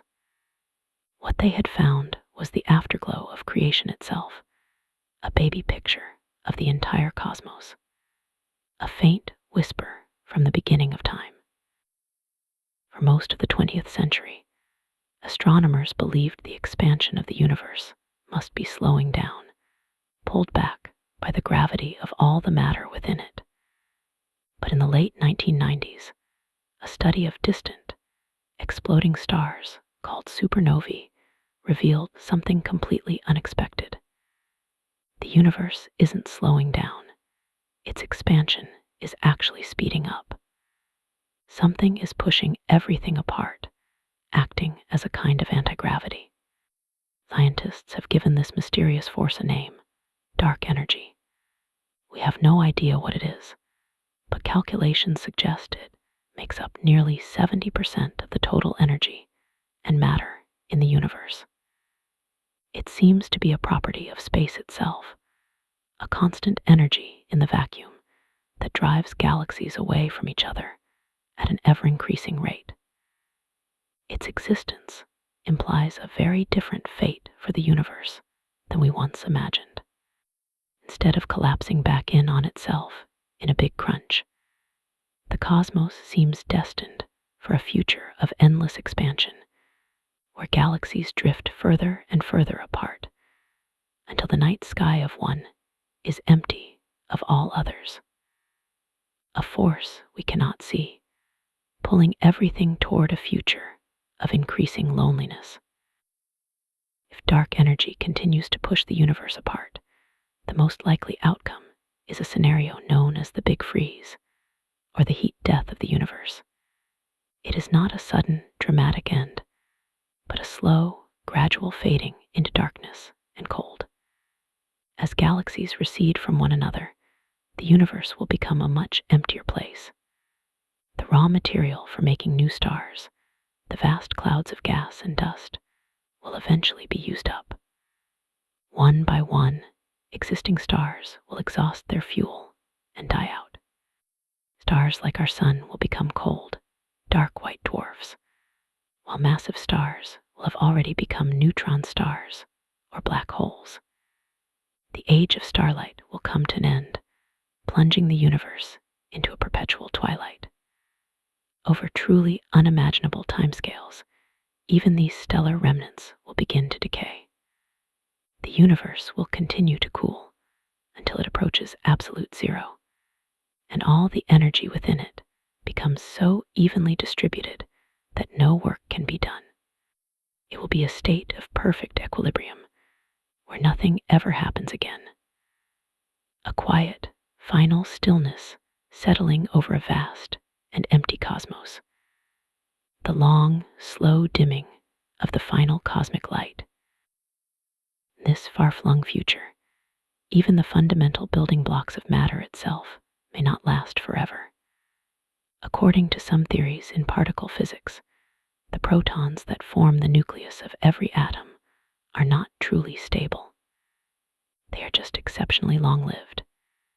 These theories predict that over a timescale so vast it is difficult to even write down, a one followed by at least 34 zeros, protons will eventually decay into lighter particles and radiation. If this is true, then in the cold, dark era of the Big Freeze, everything we consider solid matter will eventually dissolve. The cold remnants of stars, the planets, and any stray particles of dust will slowly evaporate into a thin, featureless soup of energy. There would be no structures left, just fundamental particles drifting through a cold, ever-expanding void. Scientists are searching for evidence of this today, watching huge, shielded tanks of pure water deep underground, hoping to catch the fleeting signature of a single proton decaying. So far, none have been observed, which means their lifespan is incredibly long, but perhaps not infinite. A reminder that even things we consider permanent may simply be waiting for their time to disappear. One of the last remnants to exist in this future universe will be the final state of stars, like our sun. After a sun-like star uses up its fuel, it leaves behind a hot, dense core called a white dwarf. This object no longer produces energy through fusion. It simply radiates its leftover heat into space, slowly cooling over trillions of years. Because the universe is only about 13.8 billion years old, even the very first white dwarfs that ever formed are still incredibly hot. But in the far, far future, after trillions and trillions of years have passed, these white dwarfs will have finally radiated away all of their heat and light.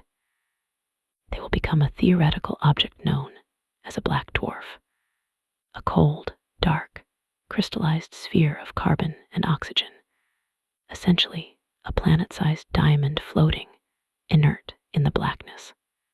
Because the cooling process takes so much longer than the current age of the universe, we can be quite certain that not a single black dwarf exists yet anywhere in the cosmos. They are a prediction for a future so distant it is almost beyond comprehension. They are ghosts of a future that has not yet come to pass, waiting in the cold. This entire cosmic story, from the Big Bang to the Big Freeze, might just be one of many. The concept of the multiverse suggests that our universe is not unique, but is instead just one of countless bubble universes. This idea comes from theories of cosmic inflation, which propose that in the first fraction of a second after the Big Bang, space expanded faster than the speed of light. It's possible that this inflation happened in pockets, with each pocket ballooning into its own separate universe, each one potentially having different laws of physics. These other universes would exist alongside ours, but would be forever inaccessible to us, beyond a cosmic horizon we could never cross. While it is purely theoretical, the multiverse offers a potential explanation for why the conditions in our own universe seem so perfectly tuned to allow for the existence of stars, planets, and life. If there are infinite universes, then it's not surprising that at least one, by sheer chance, would have the right properties. It's a humbling thought that our entire cosmos might be just one page in an infinite library, an ocean of universes, with ours just a single, isolated shore. And yet, for all this cosmic vastness, from the echo of the beginning to the theories of the end, there is a profound and intimate connection that brings it all back to us. The early universe, born from the Big Bang, created only the simplest elements, mainly hydrogen and helium. Every heavier element, the carbon that forms the basis of life, the oxygen in the water we drink, the iron in our blood, was forged in the hearts of stars through nuclear fusion. When massive stars reach the end of their lives, they explode in brilliant supernovae, scattering these precious, newly created elements across the galaxy. This stardust then mixes with clouds of gas, which collapse to form the next generation of stars and planets. Our own solar system is a product of this ancient, cosmic recycling.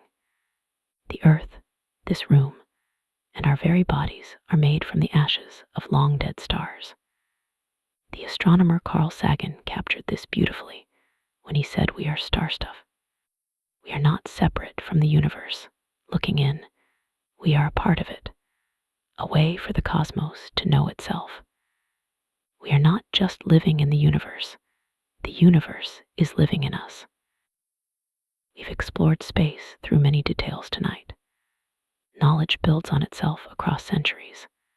Some things we've discovered recently, others we've known for thousands of years, and some mysteries remain unsolved, waiting quietly for someone to piece them together.